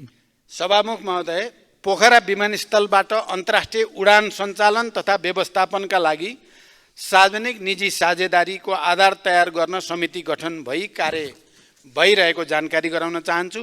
समितिको प्रतिवेदनका आधारमा विमानस्थल सञ्चालन तथा अन्तर्राष्ट्रिय उडानका बारेमा आवश्यक व्यवस्था मिलाइनेछ। पोखरा अन्तर्राष्ट्रिय विमानस्थल निर्माणका लागि लिएको ऋणलाई अनुदानका रूपमा रूपान्तरण गर्न कूटनीतिक पहल सुरु गरिएको छ। यससँग जोडिएका वित्तीय व्यवस्थापनका विषयमा आवश्यक समन्वय गरिनेछ।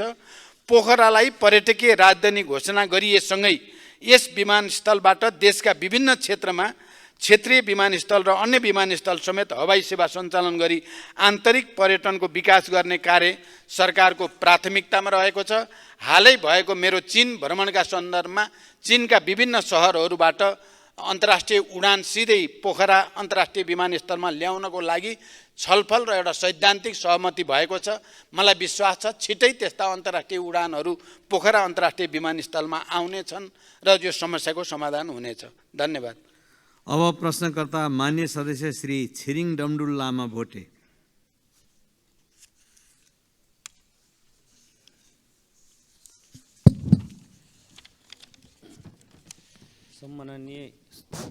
सम्माननीय सभामुख महोदय मार्फत सम्माननीय प्रधानमन्त्रीज्यूलाई मेरो जिज्ञासा छ। 21औं शताब्दीमा पनि नेपाली राजनीतिमा अब यहाँ परिवर्तन पटक परिवर्तन हुँदा पनि हालसम्म हिमाली जिल्ला हुम्लालाई राष्ट्रिय सडक सञ्जाल र राष्ट्रिय प्रसारण लाइनसम्म नजोडिनु विडम्बना हो। अब हुम्लामा सडक र विद्युत कहिले जोडिन्छ?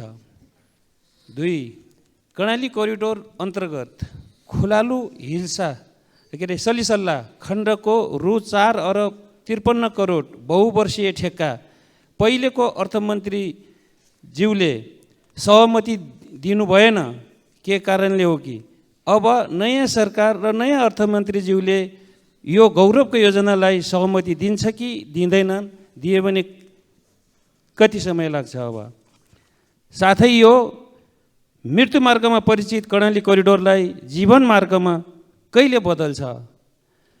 हुम्लाको विकास, सिङ्गो हिमाली क्षेत्रको विकास गणतन्त्र नेपालको प्रथम प्रधानमन्त्री र हाल तेस्रो पटकसम्म देशको नेतृत्व भएको बेला हाम्रो पालामा र राम्रो विकास नगरे कसले गर्छ? कहिले हुन्छ?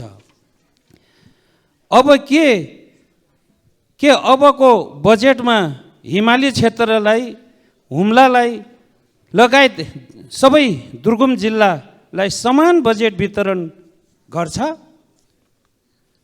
हुम्लालाई सडक, विद्युत, स्वास्थ्य र शिक्षाको पहुँच केन्द्र सरकार काठमाडौँ सरकारसँग कहिलेसम्म जोडिन्छ? सम्माननीय प्रधानमन्त्रीज्यूलाई मेरो जिज्ञासा यही छ। धन्यवाद। सम्माननीय प्रधानमन्त्री। सभामुख महोदय, हुम्ला जिल्लाको सदरमुकाम सिमीकोटलाई चालु आर्थिक वर्षभित्रै राष्ट्रिय सडक सञ्जालसँग जोड्ने गरी नेपाली सेना र सडक विभाग अन्तर्गत काम भइरहेको जानकारी म गराउन चाहन्छु।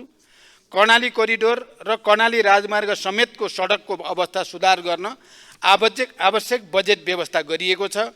कर्णाली कोरिडोरतर्फ सिमीकोटमा र पिलीचौरमा 2वटा योजना कार्यालय स्थापना गरी काम अगाडि बढिरहेको छ। कर्णाली राजमार्गतर्फ सडक डिभिजन सुर्खेत र जुम्लाबाट काम भइरहेको छ।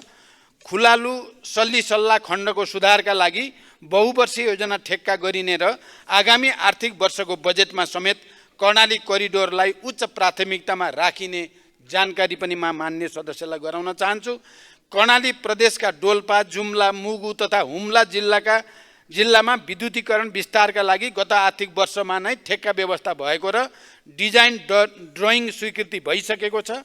जुम्ला सदरमुकामसम्म 33 केबी प्रसारण लाइन विस्तार भएको र जुम्लाबाट मुगु सदरमुकाम तथा मुगु सदरमुकामबाट हुम्ला जिल्ला सदरमुकाम तथा अन्य स्थानमा समेत विद्युतीकरण गर्न ठेक्का सम्झौता गरिएको छ।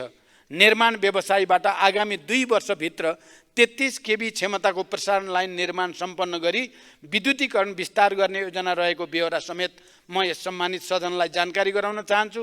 हुम्ला लगायत पूर्वाधारका दृष्टिले पछाडि परेका कर्णालीका जिल्लाहरूको समग्र पूर्वाधार तथा सामाजिक विकासको विषय सरकारको उच्च प्राथमिकतामा रहेको छ। मान्य सदस्यहरूलाई थाहै छ, मेरो हालै सम्पन्न चीन भ्रमणका सन्दर्भमा हुम्लाको सदरमुकामलाई जोड्ने गरी हिल्सा सिमीकोट सडकको बारेमा एउटा सहमति भएको छ। चीन सरकारले त्यसमा अनुदान सहयोग गर्ने सहमति भइसकेको जानकारी पनि म गराउन चाहन्छु। धन्यवाद। अब प्रश्नकर्ता मान्य सदस्य श्री जनार्दन शर्मा। सम्मान्य सभामुख महोदय मार्फत सम्मान्य प्रधानमन्त्रीलाई म प्रश्न गर्न चाहन्छु। सङ्घीय लोकतान्त्रिक गणतन्त्रको ऐतिहासिक उपलब्धिहरूलाई समाप्त पार्ने आवाजहरू उठिरहेको सन्दर्भ छ। यस्तो अवस्थामा सरकारले संविधान कार्यान्वयन गरी सङ्घीयतालाई प्रभावकारी बनाउन पहल गर्न आवश्यक छ। सङ्घीयतालाई प्रभावकारी बनाउन कानुनहरू निर्माण गर्नमा ढिलाइ भइरहेको छ। यो अवस्थालाई अन्त गरी सङ्घीयता कार्यान्वयनका लागि महत्त्वपूर्ण ऐनहरू निर्माण गरी प्रदेश र स्थानीय तहलाई प्रभावकारी बनाउन आवश्यक छ। यस सन्दर्भमा सरकारले निर्णय गरी कार्यान्वयन गर्न सक्ने कतिपय कामहरू पनि ढिला हुन गइरहेको छ। यस सन्दर्भमा जस्तो प्रदेश प्रहरी समायोजनको कामबारे आलटाल भइरहेको समायोजन कहिले हुन्छ भनेर म सोध्न चाहन्छु। त्यसै गरी अर्को कुरा, यो नेपाल एउटा विभिन्न खालको जोखिममा रहेको छ र भूकम्पको ठुलो जोखिममा छ।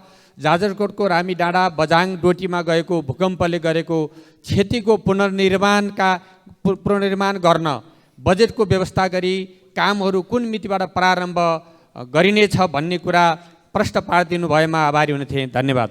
सम्मान्य प्रधानमन्त्री।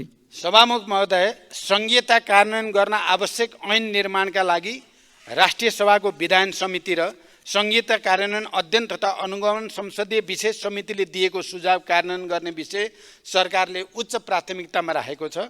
यस अनुरूप निजामती कर्मचारीसँग सम्बन्धित ऐन लगायत कतिपय ऐनहरू मस्यौदा तयार भई सम्मानित सदनमा प्रवेश भइसकेका छन् र कतिपय मस्यौदाको चरणमा रहेका छन्। लामो समयदेखि प्रतीक्षा गरिएको सङ्घीय निजामती ऐन सदनमा दर्ता भइ नै सकेको छ। नेपाल प्रहरीको सञ्चालन र व्यवस्थापनलाई समयानुकूल बनाउन र प्रहरी समायोजनलाई व्यवस्थित गर्न नेपाल प्रहरी ऐन 2012लाई प्रतिस्थापन गर्ने विधेयक, प्रहरी समायोजन ऐन 2076लाई संशोधन गर्ने विधेयक र नेपाल प्रहरी र प्रदेश प्रहरी कार्य सञ्चालन सुपरिवेक्षण र समन्वय ऐन 2006लाई संशोधन गर्ने विधेयक संसदको यसै अधिवेशनमा पेश गर्ने गरी तयार भइरहेको छ। सम्मानित सदनबाट कानुन पारित भए लगत्तै प्रहरी समायोजनको काम तुरन्त अगाडि बढाइने गरी समायोजनको तयारी भइरहेको छ। जाजरकोट बझाङ डोटीमा भूकम्प पछिको पुनर्निर्माणका सन्दर्भमा विपद प्रभावित निजी आवास प्रबलीकरण, पुनर्निर्माण तथा पुनर्स्थापना अनुदान कार्यविधि 2080 का आधारमा भूकम्पबाट क्षतिग्रस्त संरचनाको पुनर्निर्माणको कार्यलाई दिने विषय सरकारको उच्च प्राथमिकता छ र यो कार्य शीघ्र प्रारम्भ गरिने जानकारी पनि म मान्य सदस्यलाई गराउन चाहन्छु। धन्यवाद। अब प्रश्नकर्ता मान्य सदस्य श्री छविलाल विश्वकर्मा।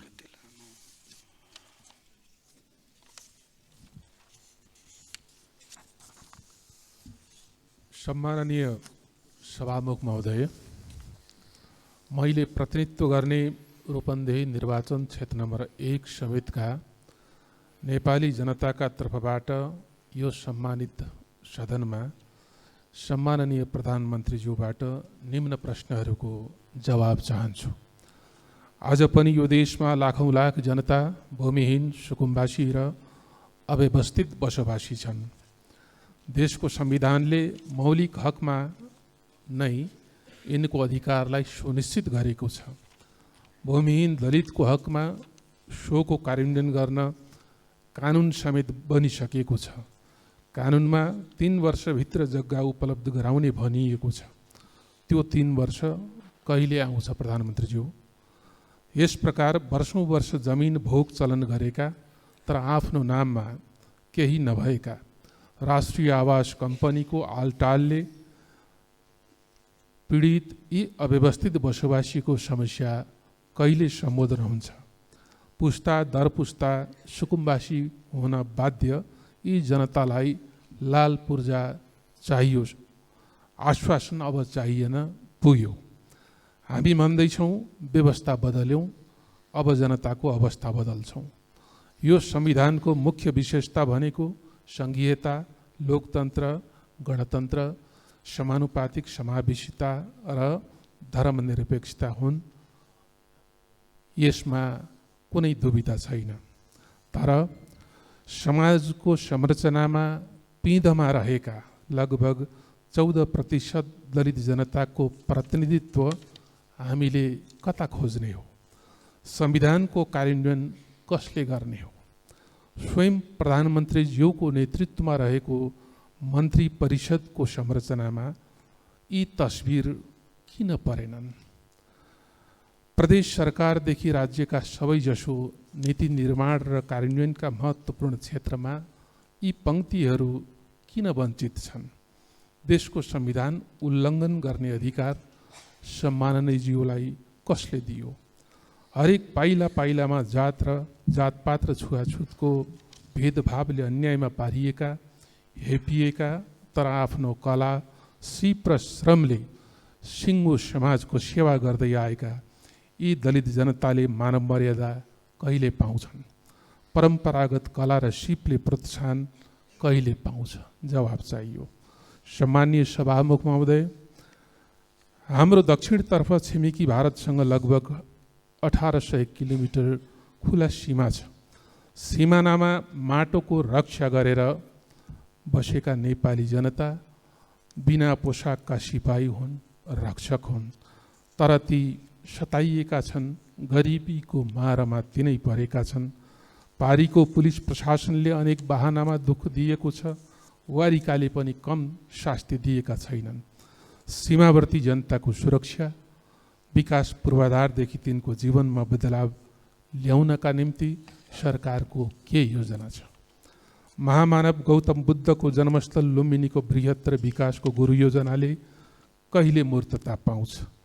बुद्ध मावला देवदह र बुद्धकालीन प्राकृतिक सम्पदा रोहिणी नदीको संरक्षण र करिडोर सहितको विकासको पहलमा सरकारले ध्यान नदिँदा बुद्ध जन्मस्थल लुम्बिनीमा आउने विदेशी पर्यटकले त्यस समयको अर्थात् बुद्धकालीन समयको रोहिणी नदी खोज्ने, तर हामीले विद्रूप नदी देखाउनु पर्ने स्थितिको अन्त्य कहिले हुन्छ? सम्माननीयज्यू, हरेक परिवर्तनको लागि योगदान दिने, खास गरी पछिल्लो बेलामा लोकतन्त्र गणतन्त्रको लागि भारत स्थित लाखौँ लाख प्रवासी नेपालीले काम सम्पन्न भएपछि कहिल्यै राज्यबाट स्नेह पाएनन्, सम्बोधन पाएनन्, समस्याको सम्बोधन समेत भएन। उनीहरू भन्छन् खोलो तर्यो, लौरो बिर्स्यो। रोजगारीको सिलसिलामा इजरायल पुगेका कञ्चनपुरका विपिन जोशीलाई इजरायली विद्रोही पक्ष हमासले कब्जामा लिई हालसम्म पनि बेपत्ता बनाएको छ। उनको अवस्था के छ? जवाब पाऊँ। धन्यवाद। सम्माननीय प्रधानमन्त्री। सभामुख महोदय, भूमिहीन दलित, भूमिहीन सुकुम्बासी र अव्यवस्थित बसोबासीको समस्या सम्बोधन गर्न गठित राष्ट्रिय भूमि आयोगबाट हालसम्म 5300 परिवारलाई जग्गा धनी प्रमाणपत्र वितरण गरिसकिएको र 728 स्थानीय तहसँग आयोगले सम्झौता गरिसकेको स्थिति छ।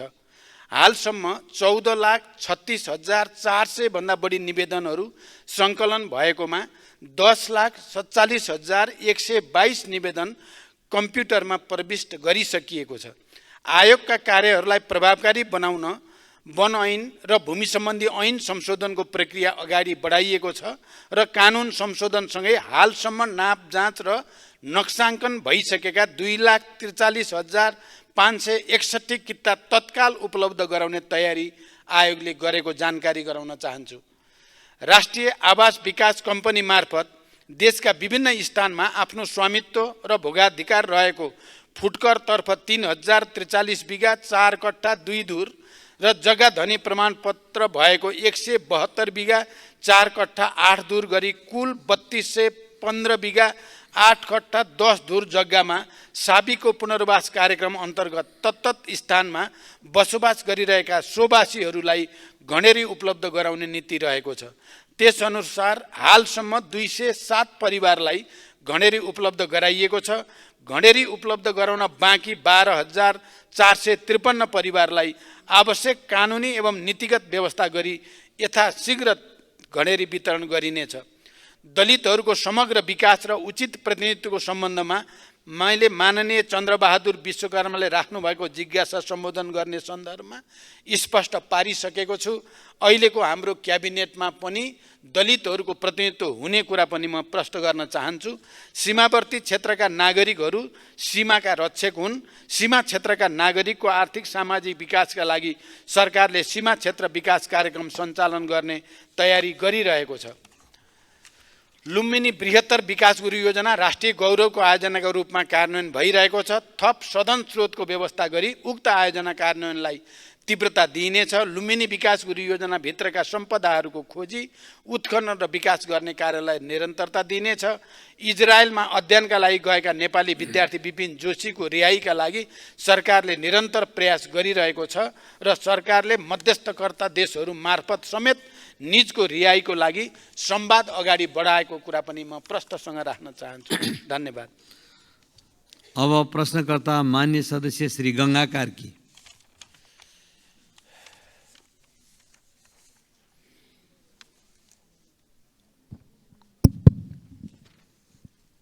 सम्माननीय सभामुखज्यू, सभामुख मार्फत सम्माननीय प्रधानमन्त्रीज्यूलाई मेरा प्रश्न यस प्रकार छन्।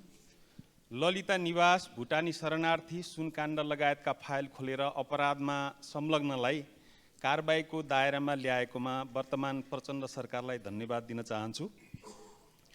प्रधानमन्त्रीज्यू, बाँकी भ्रष्टाचारीका फाइलहरू खुल्छन् कि खुल्दैनन्? दुग्ध पदार्थ, माछा, कुखुराको मासुमा आत्मनिर्भर भएको मुलुकमा बिचौलियाको कारणले किसानहरू अत्यन्त मारमा परेका छन्। यसको समुचित व्यवस्थापन गर्न सरकारको योजना के छ? दूध उखु र निर्माण व्यवसायको सरकारले तिर्न बाँकी बक्यौता रकम फर्स्यौट गर्न किन ढिलासुस्ती भएको? दोलखालाई पर्यटकीय जिल्ला घोषणा गर्न सरकारको नीति के छ? दोलखाको खरीढुङ्गा स्थित म्याग्नेसाइट उद्योग कहिलेदेखि सञ्चालन हुन्छ? के दोलखाको फलाक नाका खोल्ने कुरा यो वर्षको नीति तथा कार्यक्रममा पर्छ? तामाकोशी तेस्रो हाइड्रो पावर जलसायुक्त बन्नुपर्छ, नत्र बन्न दिँदैनौँ भन्ने कुरामा दोलखालीहरू एकमत छन्। सरकारको योजना के छ? धन्यवाद। सम्माननीय प्रधानमन्त्री। सभामुख महोदय, भ्रष्टाचारको छानबिनको सम्बन्धमा मैले यसअघि नै माननीय चन्द्रकान्त भण्डारीको प्रश्नको जवाफ दिने क्रममा सरकारको धारणा राखिसकेको छु। मेरो नेतृत्वको सरकार गठन भएदेखि नै सरकारले भ्रष्टाचार विरुद्ध शून्य सहनशीलताको नीति लिँदै आएको छ र यो नीति निरन्तर जारी रहनेछ।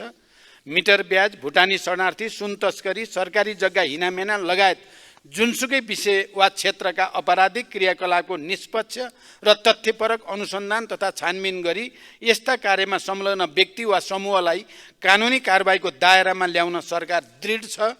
भ्रष्टाचार नियन्त्रण गर्न आवश्यक नीतिगत, कानुनी तथा संस्थागत सुधार गर्ने विषय सरकारको उच्च प्राथमिकतामा रहेको छ।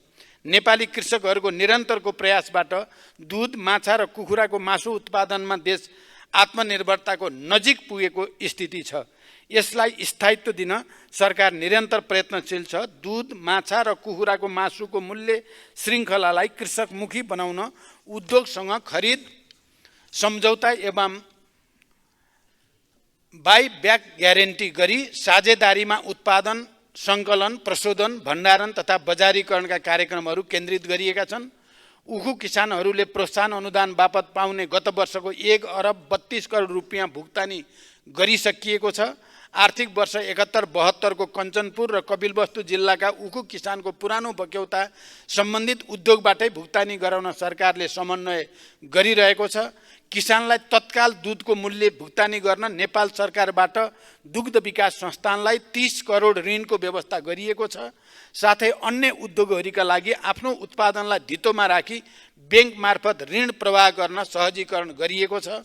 नेपालका महत्त्वपूर्ण स्थान तथा गन्तव्यलाई पर्यटकीय स्थल तोक्ने नीति अनुरूप दोलखा जिल्लामा रहेका पर्यटकीय गन्तव्यहरूको पहिचान गरी सङ्घ प्रदेश र स्थानीय तहको समन्वयमा दोलखा जिल्लाको पर्यटन प्रवर्धनका लागि आवश्यक कार्य भइरहेको छ। तामाकोशी तेस्रो जलविद्युत आयोजनाका सन्दर्भमा आयोजनाको विस्तृत अध्ययन तथा डिजाइन कार्यपछि मात्रै आयोजना कुन रूपमा निर्माण गर्ने भन्ने निर्केल हुन्छ। आयोजनाको निर्माण गर्दा राज्यलाई बढीभन्दा बढी लाभ हुने गरी मात्र स्वीकृति दिइनेछ। दोलखाको म्याग्नेसाइट उद्योग सञ्चालनको लागि गठित कार्यदलले दिएको सञ्चालनको विकल्प सहितको प्रतिवेदन कार्यान्वयनका निम्ति अध्ययन भइरहेको छ।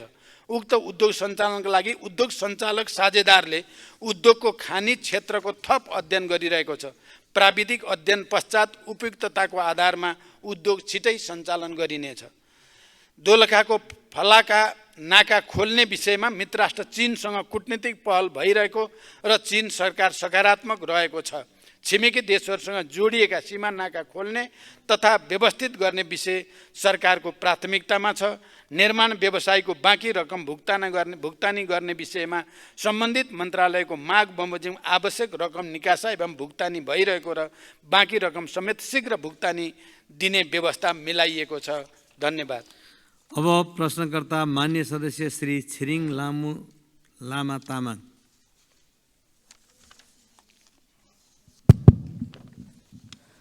सम्माननीय सभामुख महोदय, सभामुख मार्फत मेरो सम्माननीय प्रधानमन्त्रीज्यूलाई प्रश्न यस प्रकार छ। गणतन्त्रका 15 वर्षमा देशको आर्थिक सामाजिक सूचाङ्कमा निकै परिवर्तन आएको छ। अँध्यारोमा रहेको देशले उज्यालो प्राप्तिको आधार र आशा थपिदिएको छ। सम्माननीयज्यू, तपाईँ पहिलोपटक देशको प्रधानमन्त्री हुँदा अर्थतन्त्रको आकार बढेको थियो। राष्ट्रिय गौरवको आयोजना तथा रणनीतिक आयोजना घोषणा मार्फत देशले भौतिक विकासको लय समातेको थियो। दोस्रो पटक देशको प्रधानमन्त्री हुँदा 18 घण्टा लोड सेडिङको अँध्यारोमा रहेको देशले उज्यालो यात्रा सुरु गरेको थियो। अहिले तेस्रो पटक प्रधानमन्त्री भइरहँदा सामाजिक न्याय, सुशासन र आर्थिक समृद्धिको महाअभियान चलेको छ। यसले निराशाको बीचमा रहेको नेपाली जनतामाझ आशाको किरण देखिएको छ। यो दृढ सङ्कल्प र आँट बोकेका सम्माननीय प्रधानमन्त्रीज्यूले चाहेमा मात्र कर्णालीको मुहार फेरिन सक्छ भन्ने आशा पलाएको छ। सदियौँदेखि उपेक्षामा रहेको जुम्लालाई अहिले पनि कुनै राष्ट्रिय गौरवको आयोजनाले समेट्दैन। संहितामा कर्णालीको नाममा प्राप्त अधिकार साबिक कर्णालीका जनताले उपभोग गर्न पाइरहेका छैनन्। यो अन्याय र विभेद हटाउन सम्माननीय प्रधानमन्त्रीज्यूको विशेष पहल हुनेमा कर्णालीका जनता आशावादी छन्। कर्णालीको स्रोत साधनको परिचालन गरी मूल्य श्रृङ्खला कायम गरिने भनेर विगतमा नीति तथा कार्यक्रम पनि नआएका होइनन्, तर यसको कार्यान्वयन नभएको अवस्था छ। साबिक कर्णाली जडीबुटीले सम्पन्न छ। त्यहाँ जडीबुटी प्रशोधन केन्द्रको स्थापना गरी रोजगारी सिर्जना गर्ने अवसर छ। जलविद्युतको प्रचुर सम्भावना हुँदाहुँदै जलविद्युतले प्राथमिकता नपाएको तितो यथार्थ छ। 2062-63 देखि सडकले प्राथमिकता पाए तापनि सडकले गुणात्मक फड्को मार्न सकेको छैन। सामाजिक आर्थिक विषयको उठान गर्नुपर्ने बेलामा सडकको मुद्दा उठाउनु परेको छ। यो विडम्बना कहिलेसम्म? त्यसैले जुम्ला र माथिल्लो कर्णालीको मुहार फेर्ने स्याउ तथा सिमी विकास बोर्डको गठन, जडीबुटी सङ्कलन तथा प्रशोधन केन्द्र स्थापना, जुम्लामा रहेको स्वास्थ्य विज्ञान प्रतिष्ठानलाई नेपालकै मेडिकल क्षेत्रको नमुना शैक्षिक संस्था बनाउन आवश्यक बजेट र पूर्वाधार विकास, जुम्ला एयरपोर्टलाई विस्तार कार्यलाई रणनीतिक महत्त्वको रूपमा कहिले अगाडि बढाउनुहुन्छ? गत वर्ष नीति तथा कार्यक्रममा कर्णाली र सुदूरपश्चिममा एयर एम्बुलेन्स स्थापना गर्ने भनिएको थियो।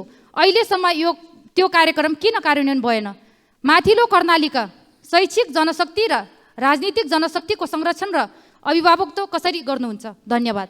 सम्माननीय प्रधानमन्त्री। सभामुख महोदय, कर्णाली प्रदेशको आर्थिक तथा सामाजिक रूपान्तरणका विषयमा सरकार गम्भीर छ। कर्णाली लगायतका प्रदेशहरूलाई समृद्ध बनाउन नै हामीले लामो सङ्घर्ष मार्फत सङ्घीय लोकतान्त्रिक गणतन्त्रको स्थापना गरेका हौँ। यही तथ्यलाई मध्यनजर गरेर गत वर्षको बजेटमा कर्णाली प्रदेशमा तुलनात्मक रूपमा सबभन्दा बढी बजेट विनियोजन भएको तथ्य मान्यज्यूहरूलाई अवगत नै छ।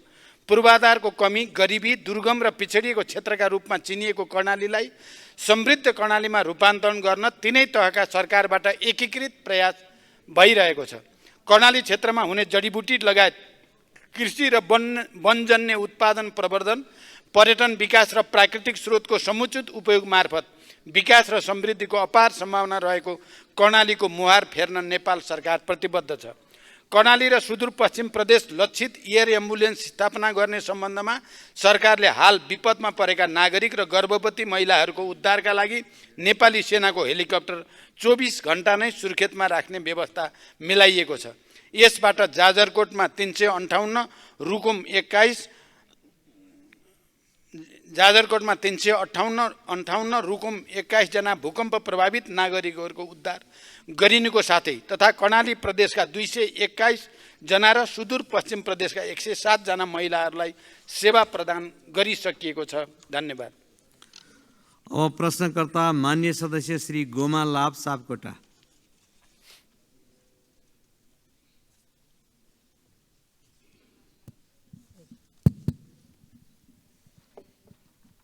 सामान्य सभामुख महोदय, सामान्य सभामुखको ज्यूको अनुमतिले सम्माननीय प्रधानमन्त्रीज्यूसँग मेरो प्रश्न रहेको छ। पोशाक दिवसको अवसरमा पारेर हाम्रो जनमत पार्टीले धोती लगाएर धोती दिवस मनाउने क्रममा हाम्रो पार्टीको राष्ट्रिय अध्यक्ष माननीय डाक्टर सीके राउतज्यू र माननीय मन्त्रीज्यूसहित 51 जनालाई प्रहरी प्रशासनद्वारा लछार पछार गरी बिना सूचना पक्राउ गरियो। त्यस्तै मध्य प्रदेशको सप्तरी जिल्लामा कृषि विश्वविद्यालयको उद्घाटन कार्यक्रममा माननीय प्रदेश शिक्षा मन्त्री माननीय सांसदहरूको टाउको फुटाइयो। यी दुईवटा घटनाहरूमा दोषीलाई सम्माननीय प्रधानमन्त्रीज्यूबाट कुन प्रकारको कारबाही गरियो जान्न चाहन्छु। यदि कारबाही हुँदैन भने त्यो ठाउँमा सम्माननीय प्रधानमन्त्रीज्यू आफै भइदिएको भए के हुन्थ्यो? म प्रधानमन्त्रीज्यूसँग प्रश्न। सम्माननीय प्रधानमन्त्री। सभामुख महोदय, पोशाक दिवसका अवसरमा भएको घटना तथा सप्तरीमा कृषि विश्वविद्यालय उद्घाटनका बेला भएको घटनाका विषयमा मान्यज्यूले प्रश्न गर्नुभएको छ। नेपाल सरकार सबै जात जाति सम्प्रदाय र धार्मिक सामाजिक विविधतालाई सम्मान गर्दछ। नेपाल सरकार सबै जात जाति सम्प्रदाय र धार्मिक सामाजिक विविधतालाई सम्मान गर्ने भएकै कारणले जनमत पार्टीका अध्यक्ष डाक्टर सीके राउत सहित मान्य मन्त्रीज्यूलाई धोती लगाएको आरोपमा नभई निषेधित क्षेत्र उल्लङ्घन गरेको कारणले नियन्त्रणमा लिइएको हो र उहाँको रिहाइका लागि गृहमन्त्री स्वयं नै महेन्द्र पुलिस क्लबमा गई सहजीकरण गरेको तथ्य पनि म प्रश्न गर्न चाहन्छु। मान्य मन्त्रीजी जो आफै बसेको क्याबिनेटले निषेधित क्षेत्र घोषणा गर्ने अनि आफै त्यो तोड्ने कार्य पो बरु त्रुटिपूर्ण भयो भन्ने हाम्रो भनाइ हो।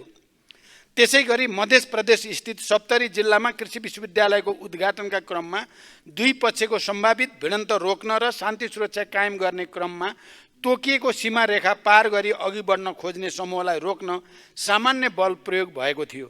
यस घटनाका बारेमा प्रहरीमा कुनै जाहेरी नपरेको विषय समेत यस सम्मानित सदन समक्ष जानकारी गराउन चाहन्छु। धन्यवाद। अब प्रश्नकर्ता मान्य सदस्य श्री चित्रबहादुर केसी।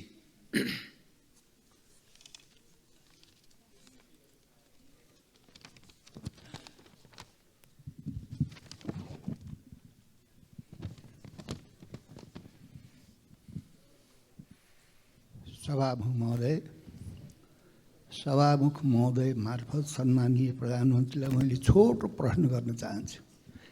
धेरै लामा लामा प्रश्न भूमिका म बान्ने र उहाँको समय खेर हाल्दिनँ। सम्मानीय प्रधानमन्त्रीज्यू, बागलुङबाट गलकोट सेवा केन्द्र लैजाने प्रतिबद्धता जनाउनु भएकोमा हालसम्म किन कार्यान्वयन भएन? यति हो मेरो प्रश्न। सम्मानीय प्रधानमन्त्रीज्यू। सभामुख महोदय, मान्य चित्रबहादुर केसीजीले पक्कै मलाई पटक पटक बागलुङबाट गलकोट सेवा केन्द्र लैजाने बारे राख्नु भएको छ र मैले त्यसको प्रतिबद्धता पनि व्यक्त गरेको छु।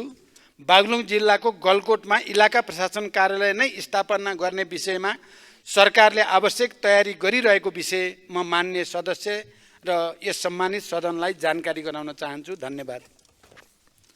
मान्य सदस्यहरू, आजको लागि निर्धारण गरिएको प्रधानमन्त्रीसँग प्रत्यक्ष प्रश्नोत्तर सम्बन्धी कार्यक्रम यही समाप्त हुन्छ। सम्मानीय प्रधानमन्त्रीलाई आफ्नो आसन ग्रहण गर्न अनुरोध गर्दछु। सदस्यहरू, अब माननीय अर्थमन्त्री श्री वर्षमान पुनलाई भन्सार विधेयक 2080 माथि विचार गरियोस् भन्ने प्रस्ताव प्रस्तुत गर्न अनुमति दिन्छु। माननीय सदस्यहरू, आसन ग्रहण गरौँ। माननीय सदस्यहरू, केही कुराहरू राख्न खोज्नु भएको छ भने माननीय सदस्य रमेश लेखक संक्षिप्तमा केही कुराहरू राखिदिनुहोस्। सम्मानीय सभामुख महोदय, समयका लागि धन्यवाद।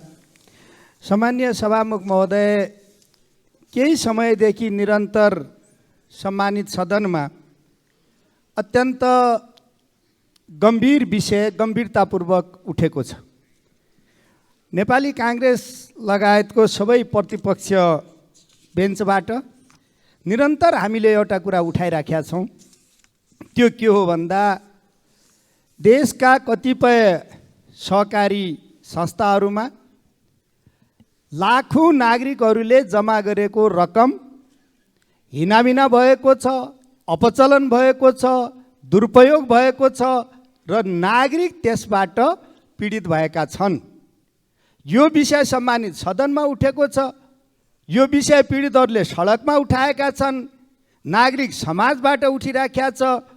देशका महत्त्वपूर्ण सबै सञ्चार माध्यमहरूबाट यो विषय उठिराखेका छन्। र यसै सेरोफेरोमा अहिले सरकारमा रहनुभएका माननीय उपप्रधानमन्त्री एवं गृहमन्त्री माननीय रवि लामेछानेजी यो सहकारीको रकम अपचलन गर्ने, ठगी गर्ने, दुरुपयोग गर्ने विषयमा उहाँ संलग्न रहनु भएको छ भन्ने कुरा हामीले लगातार उठाएका छौँ।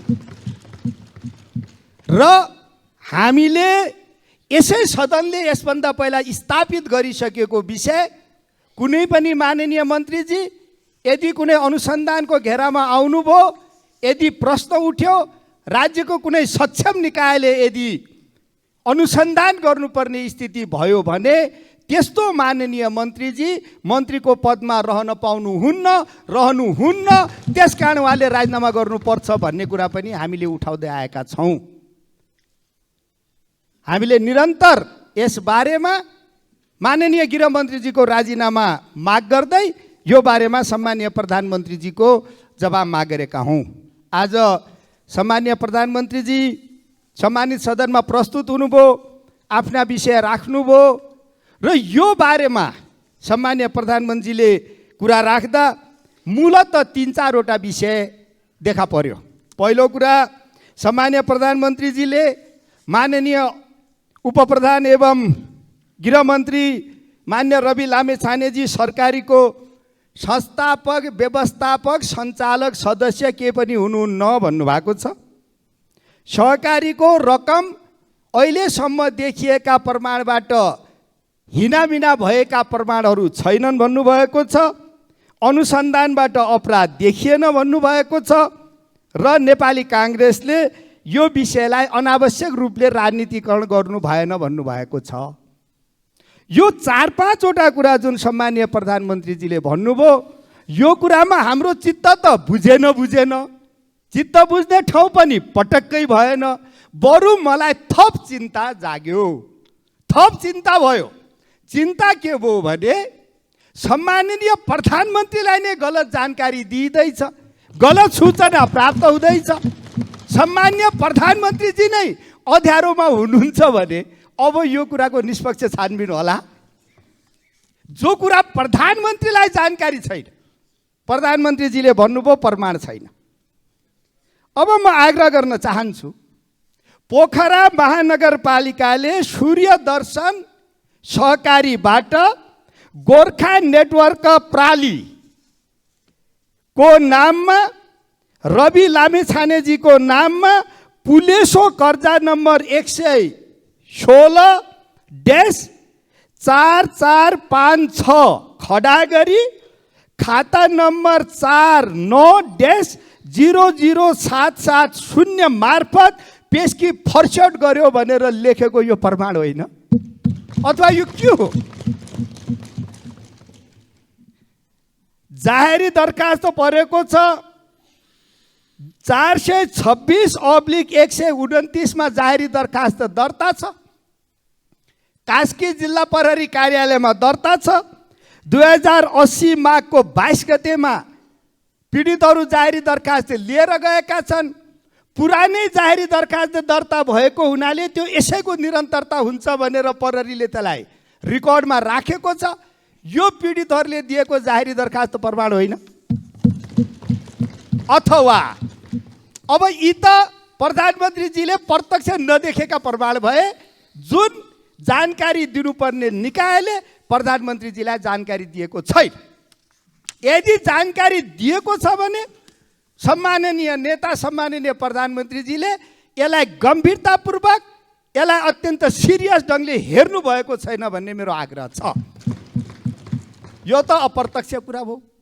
प्रधानमन्त्रीजी स्वयं आजभन्दा 3-4 दिन, 2 दिन, 3 दिन पहिला पोखरा जाँदा पीडितहरूले भेटेका हुन् कि होइनन्?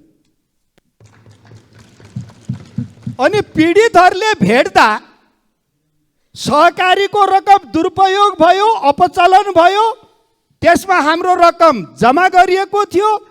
त्यो रकम दुरुपयोग अपचलन गर्ने मानिसहरूमध्ये एकजना हजुरकै क्याबिनेटको उप प्रधानमन्त्री, गृहमन्त्री माननीय रवि लामिछाने पनि हुनुहुन्छ भनेर हजुरलाई भनेको हो कि होइन?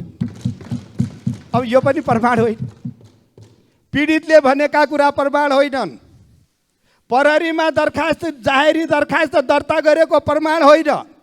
पोखरा नगरपालिकाले यही कुराको अध्ययन गर्नका लागि समिति बनाएर समितिले प्रतिवेदन दिएर उल्लेख गरेको कुरा प्रमाण होइन। स्वयं माननीय मेरो अत्यन्त सहृदयी मित्र माननीय रवि लामिछानेजीले आफैले कागज गरिदिएको सरकारी अड्डामा प्रमाण होइन भने मेरो सम्माननीय प्रधानमन्त्रीजीलाई, सम्माननीय सभामुख मार्फत मेरो आग्रह छ, प्रमाण के हो? के प्रमाण हुँदा अनुसन्धान हुँदो रहेछ? यी सबै प्रमाण होइनन् त प्रमाण हो के?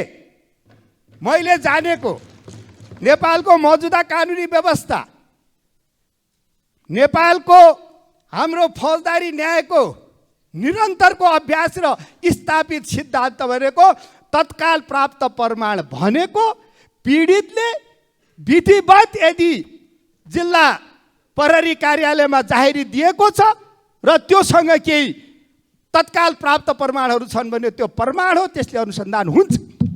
यदि यतिका प्रमाणले अनुसन्धान हुन्न भने के चाहिँले अनुसन्धान हुने हो? सम्मान्य प्रधानमन्त्रीजीले या गृहमन्त्रीले भनिदिनु पर्यो नि त। यति कुरा ल्याएपछि मात्रै प्रमाण हुन्छ भनेर। हामी अनुसन्धानको कुरा गर्दैछौँ, हामी छानबिनको कुरा गर्दैछौँ, हामी यो कुरामा निष्पक्षताको अनुसन्धान र छानबिनको कुरा गर्दैछौँ। प्रधानमन्त्रीजी नै जब यति अँध्यारोमा हुनुहुन्छ भने मैले अघि नै निवेदन गरेँ कि निष्पक्ष र स्वतन्त्र छानबिनको आशा गर्न सकिन्छ, अनुमान गर्न सकिन्छ, त्यो स्थिति भएन। अर्को कुरा, सम्माननीय प्रधानमन्त्रीजीले एउटा महत्त्वपूर्ण कुरा भन्नुभयो। नेपाली काङ्ग्रेस संसदीय अभ्यासको लामो अभ्यास गरिसकेको पार्टी हो। नेपाली काङ्ग्रेसले संसदका बारेमा बुझ्नुपर्छ, जान्नुपर्छ। यो हाम्रो इतिहास हामीलाई स्मरण छ। माननीय सदस्य संक्षिप्तमा राख्नु होला। समस्या के हो त्यसमा जानु होला। म आइहालेँ समस्यामा सभामुख महोदय। संक्षिप्त राख्नु होला। यो समस्या भएर अलि लामो भयो। हाम्रो इतिहास स्मरण गराइदिनु भयो सम्माननीय प्रधानमन्त्रीले। त्यो इतिहासमा हामी गौरव गर्छौँ। हामी लामो संसदीय अभ्यास छ, लामो हाम्रो संसदीय व्यवस्थाका प्रति हाम्रो ठुलो प्रतिबद्धता छ। म यहीँभित्र भएका केही अभ्यासहरू मात्रै अनुरोध गरेर म सकाउँछु। यस्ता विषयमा मन्त्रीका माथि प्रश्न उठ्दा आजसम्म के भयो? एकपटक माननीय रामशरण महतजी अर्थमन्त्री भएका बेला उहाँका माथि प्रश्न उठेको छ। विदेशी ब्याङ्कमा खाता छ, उहाँले चाहिँ त राजीनामा दिनुपर्छ भन्ने प्रश्न उठ्दा माननीय रामशरण महतले राजीनामा दिनुभएको छ। यसै संसदको इतिहास। माननीय शेरबहादुर तामाङजी मन्त्री हुँदा उहाँले बोल्दाखेरि केही कुरा बिग्रियो, बेठिक बोल्नुभयो भनेर प्रश्न उठेको छ, उहाँले राजीनामा दिनुभएको छ। त्यो पनि संसदको इतिहासमा छ। माननीय गोकुल बास्कोटाजी अहिले पनि माननीय सदस्य हुनुहुन्छ, उहाँका माथि प्रश्न उठेको छ। छानबिन गर्नका लागि उहाँले मार्ग प्रशस्त गर्नुभएको छ, राजीनामा दिनुभएको छ। त्यो पनि यसै संसदको इतिहास।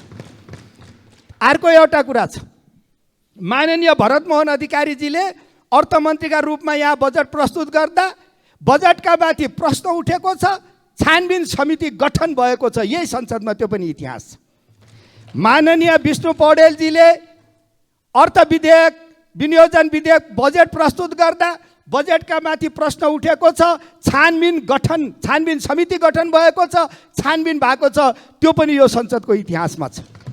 पछिल्लो पटक माननीय जनार्दन शर्माजीले बजेट प्रस्तुत गर्दा उहाँका माथि प्रश्न उठेको छ, उहाँले राजीनामा गर्नुभएको छ र यहाँ छानबिन समिति गठन भएको छ।